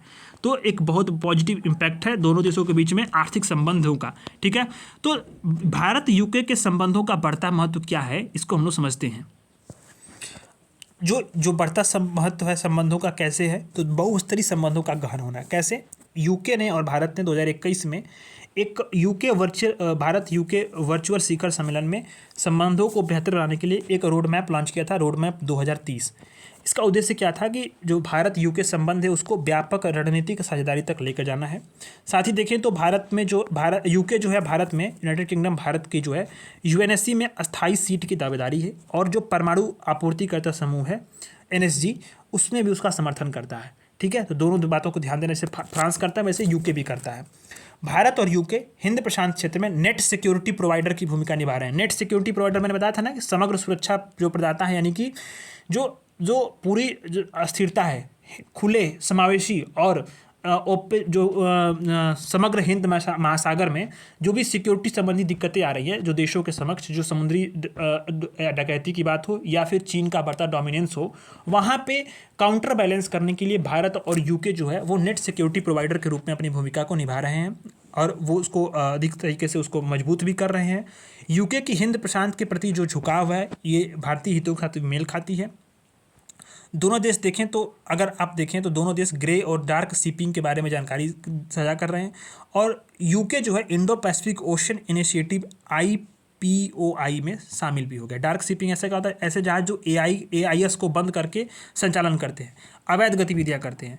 ठीक है, तो अवैध गतिविधियां में मतलब होता क्या है कि जो ये सारी चीज़ें पकड़ में नहीं आती हैं, तो इसके लिए जो है ये दोनों देश क्या कर रहे हैं, जानकारी साझा करके उसको रोकने का प्रयास कर रहे हैं। इंडियन ओशन रीजन पे ध्यान केंद्रित कर रहे हैं दोनों देशों का, क्वाड का अधिक ध्यान तो है ही। तो ऐसे में क्या है कि अभी आप देखो यूके के कम से कम 7 अस्थायी सैन्य अड्डे हैं, कहाँ पे? हिंद महासागर में। तो भारत के लिए भी काफ़ी अधिक ये इंपॉर्टेंट हो जाता है। भारत यूके रक्षा सहयोग काफ़ी अधिक बढ़ रहा है। दोनों देश 2+2 मंत्री स्तरीय वार्ता में कूटनीतिक और सैन्य संवाद के माध्यम से डिफेंस कॉपरेशन को मजबूत कर रहे हैं। भारत और यूके देखें तो मौजूद आर्थिक विषमता, भारत और यूके के बीच में जो है मौजूद आर्थिक विषमता एक अवसर देती है। भारत क्या है? सबसे बड़ी अर्थव्यवस्था है, लेकिन यूके की प्रति व्यक्ति जो आय है वो उसकी जो काफ़ी अधिक है। ऐसे में क्या करें, भारत यूके की जो एडवांस सेक्टर है उसकी जो स्पेशलिटी है, विशेषज्ञता है, उसका लाभ उठा सकता है। और जबकि यूके क्या होगा कि भारत की तरफ से जो है विशाल मार्केट मिलेगा और एक कार्यबल वर्कफोर्स पे भी पहुंच प्रदान होगी। ठीक है, तो ये चीज़ है। अभी यहाँ पे आप देखो तो ब्रेग्जिट के बाद यूके और व्यापार की भागीदारी में तेजी आई। ब्रेग्जिट मतलब क्या था कि जो ब्रिटेन है ना वो यूरोपीय यूनियन से बाहर आ गया। ठीक है, तो इसी को ब्रेग्जिट नाम दिया गया था। तो ब्रेग्जिट के बाद क्या हुआ कि भारत और यूके अब तो बायलैटरली अब सबसे डील करेगा। पहले तो EU था, तो EU में था, तो अब क्या हुआ कि उसके बाद वहाँ पे जो व्यापार भागीदारी में तेजी आई है।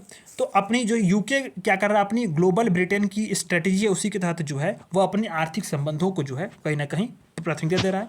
और भारत यूके मुक्त व्यापार समझौता भी जो है ब्रेग्जिट का ही परिणाम है।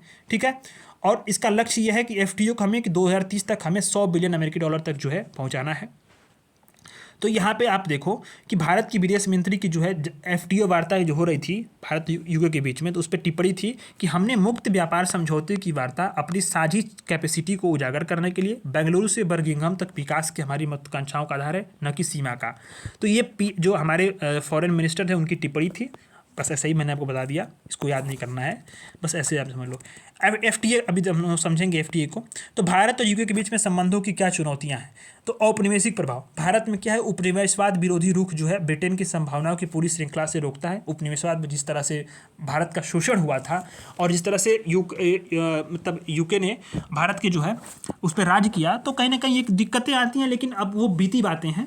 तो सी राजा मोहन का ये कोट है। सी राजा मोहन इंटरनेशनल रिलेशंस के बहुत अच्छे स्कॉलर हैं, बहुत बड़े स्कॉलर हैं, और सिंगापुर नेशनल ओपन यूनिवर्सिटी की शायद वो है, सिंगापुर नेशनल यूनिवर्सिटी के शायद वो वहाँ पर प्रोफेसर भी हैं, सी राजा मोहन। और इनके जो है आर्टिकल आप देखो तो हर मंगलवार को इंडियन एक्सप्रेस में आते रहते हैं, एक बड़ा सा पीस आता है हर मंगलवार को, हर हफ्ते। तो आपको पढ़ना चाहिए इनके आर्टिकल्स। तो उन्होंने बोला है कि भारत में जो उपनिवेशवाद विरोधी रुख है ब्रिटेन को संभावना से पूरी श्रृंखला का लाभ उठाने से रोकता है, इनकी टिप्पणी है। यूके में देखें तो प्रदर्शनकारियों द्वारा भारतीय ध्वज के साथ जो अपमान व्यवहार किया गया था, तो वहाँ पे यूके किंगडम को निपटने की विफलता थी, एक दिक्कतें होती हैं। हाल ही में जो भारतीय अप्रवासी थे उसको निशाना बनाया जा रहा था।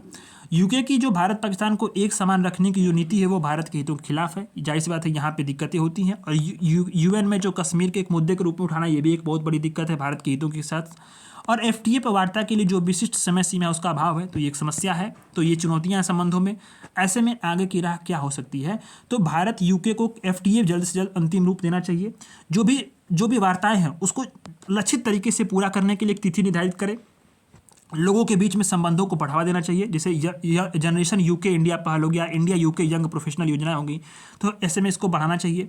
यूके पाकिस्तान संबंधों के बजाय जो है भारत यूके के संबंधों पर ध्यान देना चाहिए। दोनों देशों के जो है अलग अलग मानदंड विकसित हों, एक ही तराजू पे, एक ही पैमाने पे दोनों देशों को ना देखा जाए, बल्कि उसके दोनों देशों के अपने अलग अलग हित हैं। तो ऐसे में दोनों देशों के अलग अलग प्राथमिकताएं और अलग अलग जो है वो संबंधों को निर्धारित करना चाहिए। हिंद प्रशांत क्षेत्र में आतंकवाद रोधी, मानवता सहायता और आपदा राहत और समुद्री सुरक्षा में सहयोग को प्रायोरिटी देना चाहिए। स्पेशल तौर पे देखें तो लाल सागर और स्वेज नहर में जो सहयोग है, कॉपरेशन है, उसको बढ़ाना चाहिए। यही भारत और यूके का मुख्य व्यापार मार्ग भी है। तो देखें तो भारत और यूके अपने ऐतिहासिक संबंधों और उसके पूरक बलों का लाभ उठाते हुए अलग अलग सेक्टर में मजबूत संबंध स्थापित कर रहे हैं। और यह भागीदारी जो है दोनों देशों के लिए पारस्परिक लाभ, आर्थिक लाभ, स्ट्रैटेजिक जो कनेक्शन है और वैश्विक प्रभाव में वृद्धि की संभावनाओं को दर्शाती हैं। तो ये दो निष्कर्ष हो सकता है, आप इसको लिख सकते हैं। भारत प्रशांत द्वीपीय देश संबंध, India Pacific island nation relations, बहुत इंपॉर्टेंट होने वाला है। ये चीज़ें सुर्खियों में क्यों रहा है? क्योंकि भारत ने प्रशांत द्वीपीय देश जो है पपुआ न्यू गिनी, वहाँ पे विनाशकारी भूस्खलन हुआ, ठीक है। उसके बाद भारत ने वहाँ पे ह्यूमैनिटेरियन एड भेजी, मानवीय सहायता भेजी।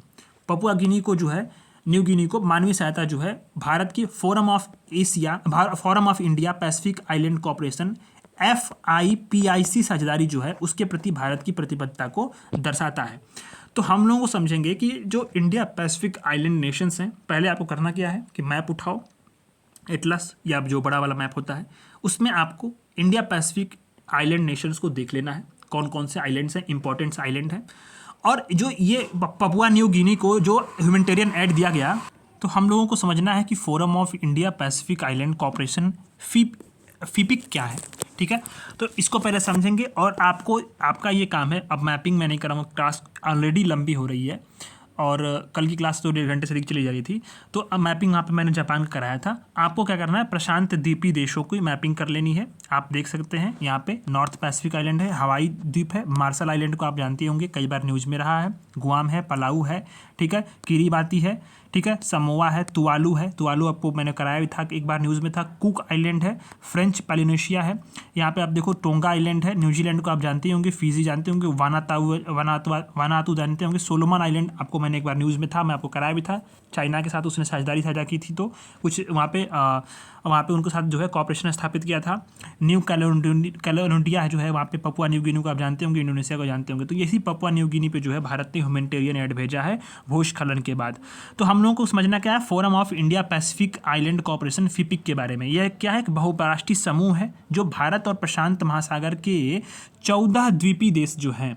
कौन से 14 द्वीपीय देश? तो कुक आइलैंड आपको मैप में देख लेना है, न्यूज़ में है, तो जाहिर सी बात है UPSC या UPPCS या BPSC के प्रीलिम्स में भी आ सकता है, क्योंकि चीज़ें यहीं से उठाते हैं ना।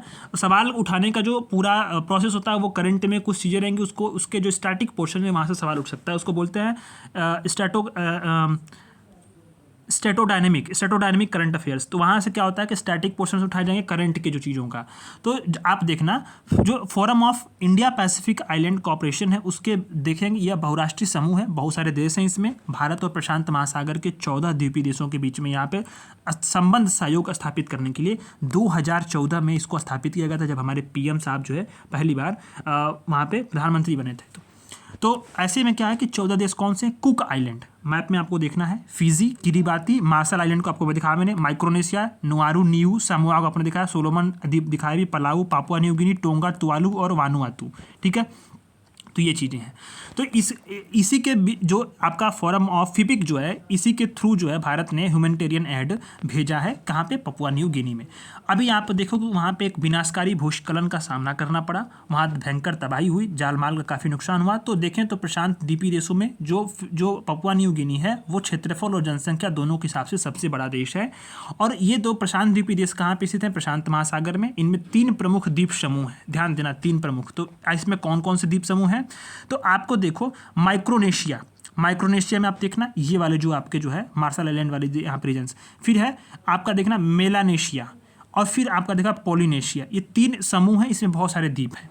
ठीक है, तो फिपिक क्या है? 14 जो है वो पैसिफिक ओशन के द्वीपीय देशों का जो है गठबंधन है और भारत के साथ गठबंधन है। ठीक है, तो अब आता है कि भारत के लिए प्रशांत द्वीपीय देशों का क्या इंपॉर्टेंस है, महत्व क्या है।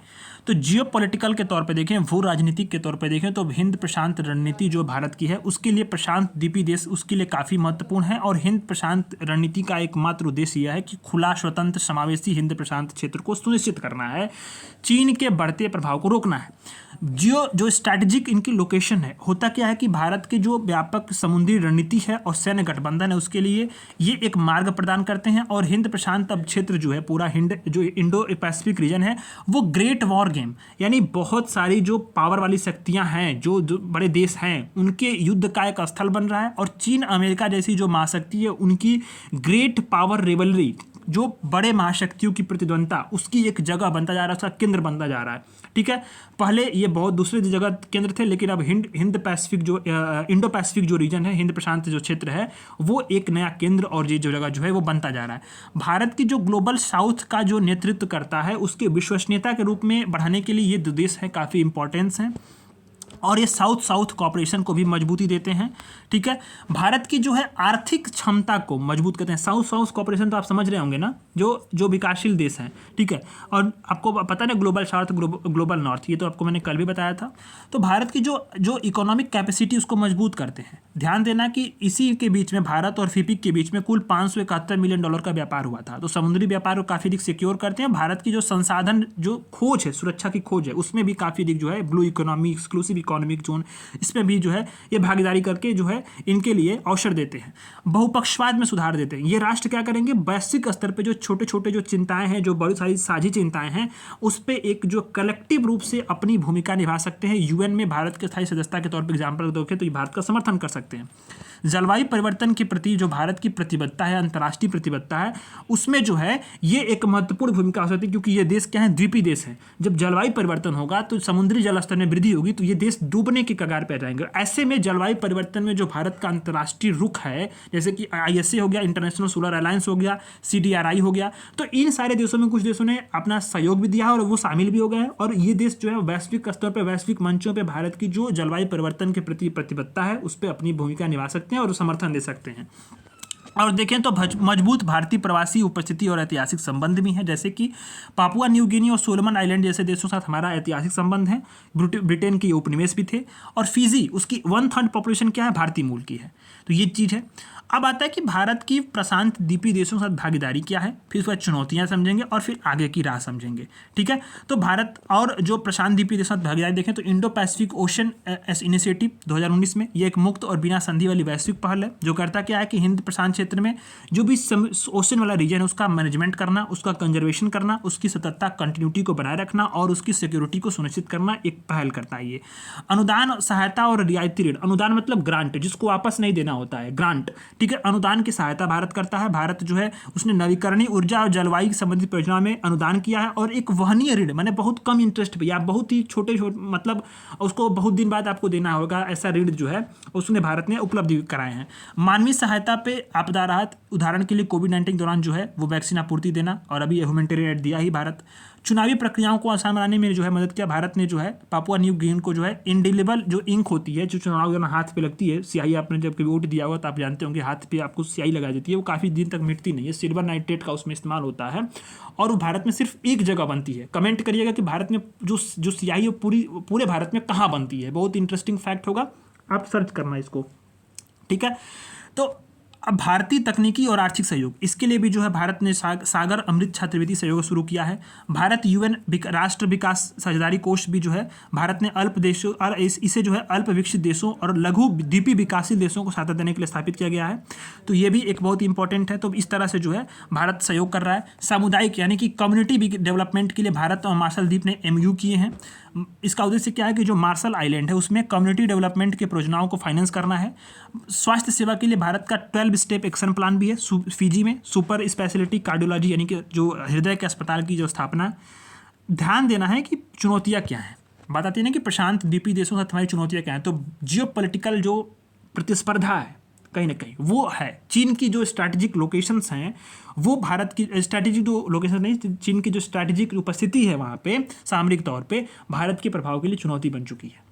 ठीक है, जैसे कि 2022 में बताया ना कि सोलोमन आइलैंड ने सिक्योरिटी जो है वो एक समझौता हस्ताक्षर किए थे। मैंने आपको बताया ना कि मैंने आपको ये 2023 में जो मई मंथ में या कभी मैंने कराया था, इसको न्यूज़ में था। तो सोलोमन आइलैंड को मैंने कराया था, तो मुझे याद था वो 2022 में ही चीन के साथ उन्होंने सुरक्षा समझौता पर हस्ताक्षर किए थे। संसाधन संबंधी सीमाएं भी हैं। घरेलू निवेश की आवश्यकता जो है भारत की, इसे करती क्या है कि भारत में खुद भी घरेलू निवेश की आवश्यकता है। तो ऐसे में जो अंतर्राष्ट्रीय स्तर पे सहायता देना या फिर वैश्विक तौर पे संलग्न हो जाना, ऐसे में उसकी क्षमता जो होती है भारत की सीमित हो जाती है। भौगोलिक दूरी भी है काफ़ी अधिक। चीन और भारत और जो प्रशांत द्वीपीय देश उसके बीच में भौगोलिक दूरी काफ़ी अधिक है। तो ये भी कई बार क्रियान्वयन को कठिन बना देती है। जो बढ़ती वल्नरेबिलिटी है, जैसे कि कई देश होते हैं, इन देशों को प्राकृतिक आपदा, सप्लाई चेन की व्यवधान, तटीय और वाणिज्यिक केंद्रों की जो वल्नरेबिलिटी, उसके साथ जो है ये हमेशा इसको इसके जो है इसका प्रभाव का सामना करना पड़ता है। वैश्विक स्तर पे जो नीतिगत चर्चाओं से देश काफ़ी बाहर रहते हैं, किंतु अगर देखें तो जैसे कि अगर क्वाड हो गया, आकस हो गया, इन देशों को शामिल यहाँ पे नहीं किया गया। तो ये दिक्कतें हैं। तो हमें करना क्या चाहिए? तो आगे की राह में हमें जो राजनयिक संलग्नता है, यानी जो राजनयिक उपस्थिति है, उसका निरंतरता सुनिश्चित करना है। और हमें हमेशा हाई लेवल की वार्ता और आउटरीच जो पॉलिसीज़ हैं उसको हमें बनाने चाहिए। जलवायु अनुकूल परियोजनाओं पे हमें सहयोग करना चाहिए। भारत को समुद्री सहयोग बढ़ाना चाहिए। अवैध मत्स्यन, समुद्री डकैती, समुद्री प्रदूषण, इन सारे मुद्दों पे भारत सहयोग कर सकता है। रीजनल स्टेबिलिटी और वैश्विक स्थिरता में भी जो है अपना योगदान दे सकता है। आर्थिक भागीदारी को भारत को बढ़ाना चाहिए। सांस्कृतिक कूटनीति, कल्चरल डिप्लोमेसी को हमें अपनाना चाहिए। कल्चरल डिप्लोमेसी यानी कहीं ना कहीं सॉफ्ट पावर को हमें इस्तेमाल करना चाहिए। भारत की जो शांति स्थापित करने की, सहयोग की, समन्वय की, ठीक है, संवाद की, ये सब जो चीज़ें हैं, और इसके साथ सांस्कृतिक कूटनीति, इसका जब तड़का लगेगा ना तो डिप्लोमेसी ऑटोमेटिक जो है वो इन देशों के साथ हमारी सुधर जाएगी और हमारी राजनयिक संलग्नता बढ़ेगी। तो हमें सॉफ्ट पावर का इस्तेमाल करना चाहिए। डिमांड आधारित मॉडल हमें देना चाहिए। जैसे कि भारत की जो IITs हैं, साइबर सिक्योरिटीज़ हैं, जो ITs हैं, जो विलवरीकरण है, डिजिटल पब्लिक गुड्स हैं, जो डिजिटल पब्लिक इंफ्रास्ट्रक्चर हैं, उन सारे जो डिमांड आधारित परियोजना है उस पर डिमांड केंद्रित कर सकता है और इनकी जो आवश्यकताएं हैं द्वीपों की उसको पूरा कर सकता है। तो ऐसे में इसकी संलग्नता भारत की बढ़ेगी इन देशों के साथ और हमारे जो संबंध होंगे वो भी काफ़ी अच्छे सुधर सकते हैं। नेक्स्ट वाला आर्टिकल आता है पश्चिमी हिंद महासागर, वेस्टर्न इंडियन ओशन, सुर्खियों में क्यों रहा है? क्योंकि आप देखो कि पश्चिमी हिंद महासागर USA और भारत जो हिंद प्रशांत सहयोग के लिए प्रमुख क्षेत्र के रूप में उभर रहा है। अब ये बात कहाँ पे हो रही है? पश्चिमी हिंद महासागर की बात हो रही है। जैसे आप अफ्रीका को देखते होंगे, मेडागास्कर को आप देख रहे होंगे, यहाँ मॉरिशस है, सेशेल्स को आप देख रहे होंगे, कोमोरोस को देख रहे होंगे, मोजाम्बिक, ये मोजाम्बिक चैनल है और ये मेडागास्कर है। तो ये वाला जो क्षेत्र है ना, इसी को बोलते हैं वेस्टर्न इंडियन ओशन रीजन्स, यानी अफ्रीका के जो पूर्वी तट हैं उसको लेकर के भारत के पश्चिमी तटों तक जो ये फैला हुआ है। यह Kenya, Mozambique, Somalia, south Africa, Tanzania जो है इसमें शामिल होते हैं। कोमोरोस, मेडागास्कर, मॉरिशस, सेशेल्स वगैरह और फ्रांसीसी क्षेत्र जो है इसमें शामिल होते हैं। ये फ्रांसीसी क्षेत्र कौन सा है? मायोटे और रियूनियन। ठीक है, इसका महत्व यह है कि व्यापार और परिवहन के लिए काफ़ी अधिक इंपॉर्टेंस है इसका। हिंद प्रशांत महासागर में इंपॉर्टेंट जो है ये ट्रेड का रूट है और चेक पॉइंट्स जैसे केप ऑफ गुड हो गया और मोजाम्बिक चैनल हो गया। ठीक है, ये इंपॉर्टेंट चेक पॉइंट्स हैं और टोटल वैश्विक तेल व्यापार का लगभग 30% हिस्सा इसी से मोजाम्बिक चैनल से होकर के गुजरता है। हिंद प्रशांत के सहयोग के लिए काफ़ी इंपॉर्टेंट है। ये रियल टाइम इंफॉर्मेशन को आदान प्रदान और क्वाड जैसे जो बहुपक्षी मंच है उसके लिए जो है महत्वपूर्ण क्षेत्र भी बनते हैं। यहाँ पे महासागरीय परिसंपत्ति जैसे यहाँ पे अपतटीय तेल और खनिज का और गैस का भंडार है, मत्स्यिकी की संभावनाएं हैं। तो इसकी देखें तो टोटल अगर वैल्यू देखें इकोनॉमिक तौर पे तो 20 बिलियन अमेरिकी डॉलर की जो है ये संभावना है। तो ऐसे में इनको देखें तो जो समुद्र से जुड़ी हुई जो भी आर्थिक गतिविधियां होती हैं उसके वैल्यू को टोटल क्या बोलते हैं? सकल समुद्री उत्पाद, जैसे कि सकल घरेलू उत्पाद हम लोग जीडीपी को बोलते हैं, उसी तरह से जो है ग्रॉस सी प्रोडक्ट, ठीक है, सकल समुद्री उत्पाद इसको बोलते हैं। तो भारत के लिए पश्चिमी हिंद महासागर का महत्व क्या है, चुनौतियां क्या हैं और आगे की राह निष्कर्ष क्या हो सकती है, इस तरह से ये आर्टिकल कंप्लीट हो जाएगा। तो भारत क्या इसलिए इंपॉर्टेंस है कि जो इसकी स्ट्रैटेजिक लोकेशंस है, रणनीतिक अवस्थिति है, ये काफ़ी अधिक इंपॉर्टेंस है, जो कि हिंद महासागर में, पश्चिम हिंद महासागर में हिंद प्रशांत और मध्य पूर्व के बीच की दूरी को कम कर सकती है, आईमेक जैसी पहलों को बढ़ावा दे सकती है। चीन के प्रभाव को प्रति संतुलित काउंटर बैलेंस करने के लिए मेडागास्कर में भारत ने बड़ा सैन्य दल स्थापित किया है। मॉरिशस के साथ वो एक अगालेगा द्वीप है, मॉरिशस में अगालेगा द्वीप है, वहाँ पे भी जो है भारत वहाँ पे एक सैन्य स्थापित करने के लिए काम कर रहा है। तो ये चीन को काउंटर बैलेंस करेगा। ब्लू इकोनॉमी के लिए भारत की जो डीप ओशन मिशन है और ब्लू इकोनॉमी 2.0 का जो पहल है उसमें प्रमुख भूमिका निभा सकती हैं, क्योंकि आपने देखा इसका सकल समुद्री उत्पाद जो है वो काफ़ी अधिक है इस क्षेत्र का। एनर्जी सिक्योरिटी के लिए काफ़ी अधिक जो है इंपॉर्टेंस है, वैश्विक तेल, और आप जो देख रहे होंगे बहुत सारे जो एनर्जी सिक्योरिटी के लिए ये रीजन्स जो है यहीं से पूरा जो है व्यापार गुजरता है। तो ये प्रशांत जो क्षेत्र है, ये पश्चिमी हिंद महासागर जो क्षेत्र है वो स्वेज नहर जैसे प्रमुख जो मार्गों को कनेक्टिविटी प्रदान करता है।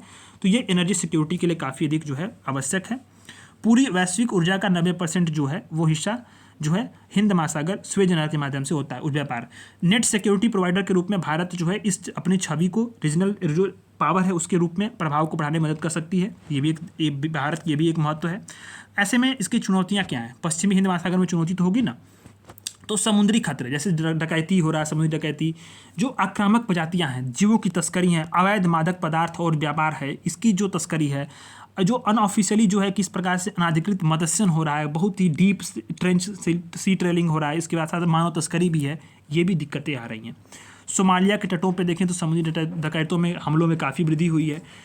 इसके साथ देखें तो क्लाइमेट चेंज का काफ़ी अधिक इम्पैक्ट पड़ा है, समुद्री जल स्तर में वृद्धि और समुद्री जल का जो एसिडिफिकेशन है, चरम मौसमी घटनाएं, वो सारी चीज़ें बढ़ी हैं।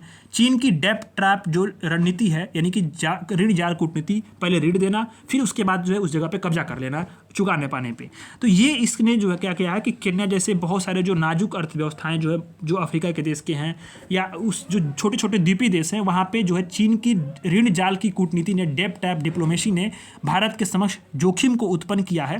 और ये सैन्यकरण पश्चिमी हिंद महासागर में जो बाहरी शक्तियों की उपस्थिति है वो रीजनल स्टेबिलिटी को कमजोर कर सकती है, तनाव बढ़ा सकती है, और समुद्र में जो सुरक्षा प्रदान करने की जो कलेक्टिव रिस्पॉन्सिबिलिटी है, जो कलेक्टिव प्रयास है, उसको बाधित कर सकती है। ठीक है, देखें तो यूएसए और चीन के जो है डिएगो गार्सिया और जिबूती में सैन्य अड्डे भी हो चुके हैं, भारत भी मेडागास्कर में बना रहा है। तो ये सारी चीज़ें हैं। भारत निष्कर्ष के तौर पे देखें तो भारत और हिंद प्रशांत क्षेत्र में क्या क्या चीज़ें हैं, तो सागर मिशन कर रहा है भारत जो है, वो मिशन सागर के तहत पश्चिमी हिंद प्रशांत देशों को कोविड-19 के साथ जो सहायता दी वो भी एक है, बड़ा जो हेल्प था। कैपेसिटी बिल्डिंग पे काम कर रहा है भारत जो है, उन देशों के तटरक्षक बलों को, नौसेनाओं को प्रशिक्षण और उपकरण भी देता है। मॉरिशस में भारतीय वायुसेना प्रशिक्षण और मॉरिशस में पुलिस की प्रशिक्षण देते हैं। ज्वाइंट मिलिट्री एक्सरसाइज अगर आप देखो तो भारत अफ्रीका भारत फील्ड प्रशिक्षण संस्थान जो है एफिनडेक्स 19 पुणे में आयोजित किया गया था। 17 अफ्रीकी देशों ने भाग लिया। ऑपरेशन संकल्प बहुत इंपॉर्टेंट है प्रीलिम्स के हिसाब से जाना। ऑपरेशन संकल्प भारतीय नौसेना ने अदन की खाड़ी और आसपास के रीजन्स में और अरब सागर और सोमालिया के पूर्वी तटों पे समुद्री सुरक्षा के अभियान चलाए हैं। ध्यान देना, ऑपरेशन संकल्प नोट कर लेना इसको। अदन की खाड़ी और आसपास में अरब सागर और सोमालिया के पूर्वी तटों में किसके लिए? समुद्री सिक्योरिटी के लिए, उसके लिए ऑपरेशन चलाए हैं। Information fusion center Indian Ocean region की बात की जा रही है यहाँ पे, और बहुत सारे जो है साझे बहुपक्षीय मंचों में सदस्यता भी भारत जो है इन लोगों को, जो पश्चिमी जो देश हैं, पश्चिमी हिंद महासागर के जो छोटे छोटे द्वीपीय देश हैं वहाँ पे कर रहा है, उनको ला रहा है। तो निष्कर्ष के तौर पर देखें तो पश्चिमी हिंद महासागर तेजी से जो है जियो पॉलिटिकल और इकोनॉमिक एक्टिविटीज़ का इंपॉर्टेंट केंद्र बनते जा रहे हैं, सेंटर बनते जा रहे हैं, और समुद्री सिक्योरिटी को, ठीक है, ओशन सिक्योरिटी को बढ़ाने के लिए joint military exercise, joint navy exercise, जो इंफॉर्मेशन के साझा करने की जो बात हो रही है, कैपेसिटी बिल्डिंग जैसे उपायों को करने की आवश्यकता है। इसके साथ ही देखें तो जलवायु परिवर्तन के प्रभावों पर भी एक जो है साझा तौर पे शोध किया जा सकता है और उस पर अनुकूलन रणनीति विकसित कर सकते हैं, एडॉप्टेशन पॉलिसीज ला सकते हैं, जिससे क्या होगा कि इस क्षेत्र का जो है सिक्योरिटी, क्लाइमेट चेंज के प्रति जो सुभेदता है उसकी भी सहायता हो सकेगी, और इसके साथ हमारा जो है द्विपक्षीय संबंधों को भी मजबूती मिल सकेगी। तो ये निष्कर्ष आपने देख लिया। ये पूरे जो बड़े वाले आर्टिकल्स थे जुलाई मंथ के सभी कंप्लीट हो गए। अब आते हैं हम लोग न्यूज इन शॉर्ट्स में। छोटे छोटे आर्टिकल्स हैं, जल्दी से जल्दी इसको कंप्लीट करेंगे। कल हम लोगों ने देखा था कोलंबो सुरक्षा सम्मेलन। तो भारत कोलंबो सुरक्षा सम्मेलन को जो है ध्यान देना कि हाल ही में कोलंबो सुरक्षा सम्मेलन ने आधिकारिक तौर पे बांग्लादेश को अपने 5वें सदस्य के रूप में शामिल किया। एक रीजनल सिक्योरिटी ग्रुप है कोलंबो सुरक्षा सम्मेलन। इसका उद्देश्य क्या है कि जो हिंद महासागर है उसमें समुद्री सुरक्षा, समुद्री प्रदूषण से निपटना, समुद्री खोज और बचाव अभियान को प्राथमिकता देना। ध्यान देना 2011 में भारत अब श्रीलंका और मालदीव का त्रिपक्षीय समुद्री सुरक्षा समूह था, फिर मॉरिशस शामिल हुआ और फिर इसके बाद जो है यहाँ पे बांग्लादेश को 5वां सदस्य बनाया गया है। ठीक है, पहला आर्टिकल है इसमें दोहा में अफगानिस्तान पे यूएन का जो सम्मेलन था उसमें भारत शामिल हुआ। तो इसमें तीसरा सम्मेलन था अफगानिस्तान पे यूएन के नेतृत्व का, भारत सहित 25 देशों ने भाग लिया है। इसका उद्देश्य क्या था कि जो तालिबान शासन है उसमें अफगानिस्तान के लोगों का जीवन बेहतर कैसे हो उस पर बात की गई है।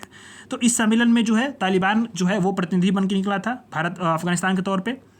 आपको पता होगा 2021 में तालिबान जो है सत्ता में लौट आया था, जहाँ पे अमेरिकी सेनाओं ने अफगानिस्तान को छोड़ दिया और तालिबान जो उसने वहाँ पे जो है अपनी सरकार बना ली। तो अभी बात आती है कि भारत और इस जो शांतिपूर्ण जो तालिबान है, जो स्थिर अफगानिस्तान है, वो भारत के लिए क्यों इंपॉर्टेंस है और एशियाई क्षेत्र के लिए। रीजनल कनेक्टिविटी, अफगानिस्तान की लोकेशन ऐसी है ना कि मध्य एशियाई देशों के लिए प्रवेश द्वार माना जाता है और रीजनल कनेक्टिविटी जो है एक बहुत बड़ा ये मार्ग है ही। और सही बात है, इसकी स्ट्रेटेजिक लोकेशन इसका इंपॉर्टेंस जो है वो काफी अधिक बढ़ा देती है।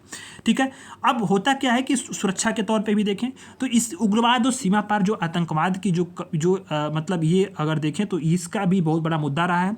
और अस्थिर जो अफगानिस्तान होगा वो क्या करेगा, आतंकवादियों के लिए पनाहगार बन सकता है। ऐसे में इसका स्थिर अफगानिस्तान की जो बात है वो लगातार की जाती है। ऊर्जा और अन्य संसाधन, अफगानिस्तान में स्थिरता जो है वो तापी पाइपलाइन जो है तुर्कमेनिस्तान, अफगानिस्तान, पाकिस्तान, भारत यानी इसका मार्ग प्रशस्त कर सकती है। मादक पदार्थों की तस्करी पर रोक सकती है। गोल्डन क्रिसेंट का डेथ क्रिसेंट का हिस्सा भी है अफगानिस्तान, पाकिस्तान और ईरान, 3 देश। यूपीएससी के एक जो क्वेश्चन था मॉडल आंसर्स वो टेस्ट सीरीज में उसमें दिया हुआ था। तो मॉडल आंसर्स में वहाँ पे विजयनाइस ने गलती कर दी थी, ईरान को इराक लिख दिया था। तो इसी साल के शायद वो बड़ा विवाद हुआ था, उस पर बहुत सारे लोगों ने ऑब्जेक्शन भी कर दिया था। तो गौरतलब है कि ध्यान देना आपको कि अफगानिस्तान, पाकिस्तान और ईरान ये क्या है, डेथ क्रिसेंट का हिस्सा है। ध्यान देना, डेथ क्रिसेंट।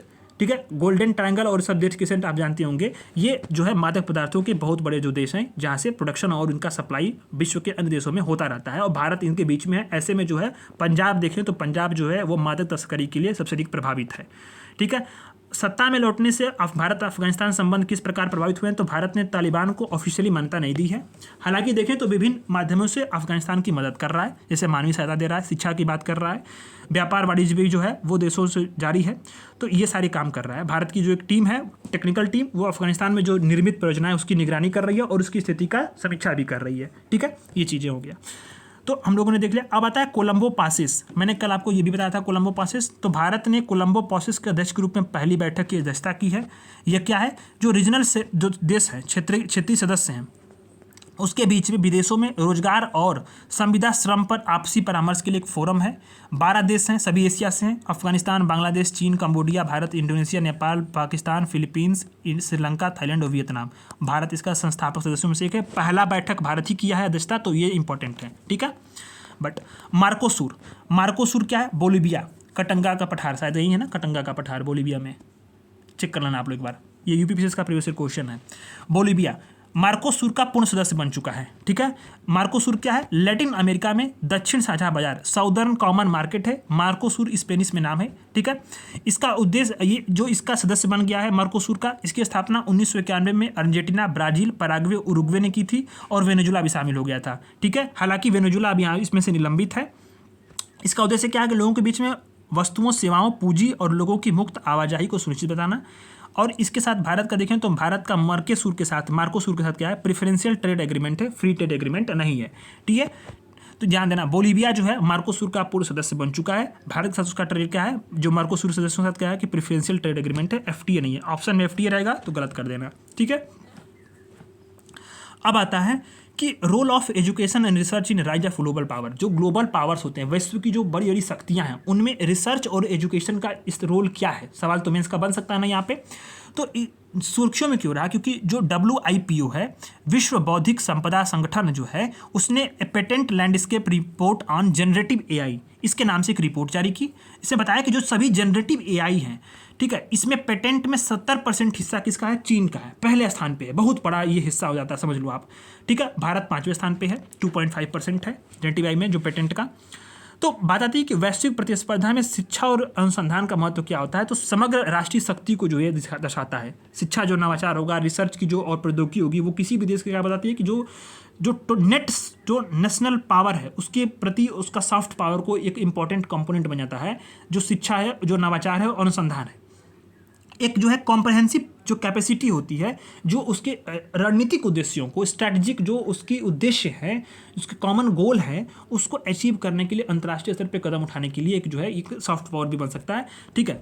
और ध्यान देना, समग्र राष्ट्रीय शक्ति होती क्या है कि यही आपको बताया ना कि एक पूरी कॉम्प्रहेंसिव कैपेसिटी जो क्या करता है, अपनी स्ट्रैटेजिक जो उद्देश्य है उसको प्राप्त करने के लिए क्या कदम उठा सकता है। तो शिक्षा जो है, नवाचार और अनुसंधान प्रौद्योगिकी, इसकी एक सॉफ्ट पावर के रूप में इंपॉर्टेंट कंपोनेंट होता है। आर्थिक समृद्धि का एक इंपॉर्टेंट जो है ये क्या होता है? संकेतक होता है। तकनीकी प्रभुत्व की जो है वो स्थापित करने में इंपॉर्टेंट रोल अदा करता है। तो भारत में चिंता ये है कि रिसर्च एंड डेवलपमेंट में भारत में जो है निवेश काफ़ी कम है। तो अभी देखें तो 2021-22 में GDP जो है वो GDP का 0.64% जो है वो R&D पे खर्च किया है। निजी सेक्टर की भागीदारी बिल्कुल कम है। पूरे देखें तो पूरे रिसर्च और डेवलपमेंट के विकास में निजी सेक्टर केवल 36% है। कुल शोधकर्ताओं की कमी भी है। अभी आप देखो तो 10 लाख पे जो रिसर्चर हैं उनकी संख्या 262 है, बहुत कम है। और रिसर्च की जो गुणवत्ता है, क्वालिटी आप जानते होंगे, बहुत सारे हमारे यहाँ जो राज्य विश्वविद्यालय हैं या सेंट्रल यूनिवर्सिटी में भी रिसर्च पेपर ठेके पे लिखवाए जाते हैं। ये रिसर्च है हमारे यहाँ, तो क्वालिटी तो बिल्कुल कम है, ठीक है। तो करना क्या चाहिए कि हमें नवाचार को बढ़ाने की आवश्यकता है।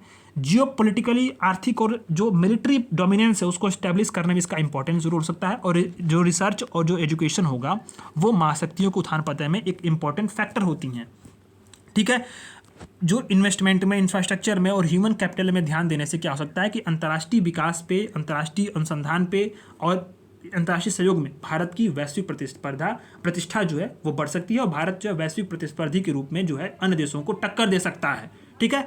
अब आता है तिब्बत चीन विवाद। नेक्स्ट आता है मॉरिशस में जन औषधि केंद्र खोलना। इसके बाद सारे आर्टिकल खत्म हो जाएंगे। तो USA की कांग्रेस ने, कांग्रेस मतलब वहाँ की संसद का नाम है, पार्टी नहीं है, चीन तिब्बत विवाद के समाधान के लिए एक अधिनियम पारित किया। अधिनियम क्या करता है कि चीन तिब्बत के बीच के विवाद की जो वार्ता है उसको शांतिपूर्ण तरीके से हल करने पे जोर देता है। ये अमेरिकन पॉलिसी है इस एक्ट के अनुसार कि चीन और तिब्बत का विवाद जो है वो UN के चार्टर के अंतर्राष्ट्रीय कानून के अनुसार होना चाहिए, बिना किसी शर्त के होना चाहिए, ठीक है। और मध्यम मार्ग दृष्टिकोण अपनाना है, यहाँ पे मिलिट्री कार्रवाई नहीं करनी है। तो ध्यान देना है कि विवाद कब शुरू हुआ था? 20वीं सदी में चीन और तिब्बत के बीच में एक छोटा सा सैन्य संघर्ष हुआ। फिर 1912 में तिब्बत ने स्वयं को एक इंडिपेंडेंट नेशन घोषित कर दिया और 1950 तक रहा। फिर 1951 में दलाई लामा के जो प्रतिनिधि थे उन्होंने एक 17 सूत्री समझौते पर हस्ताक्षर किए और चीन को जो है तिब्बत पर संप्रभुता प्रदान की थी। अब चीन यही दावा करता है कि जो है इसी चीज़ को लेकर के कि जो तिब्बत है वो चीन का एक जो संप्रभु जो है क्षेत्र है।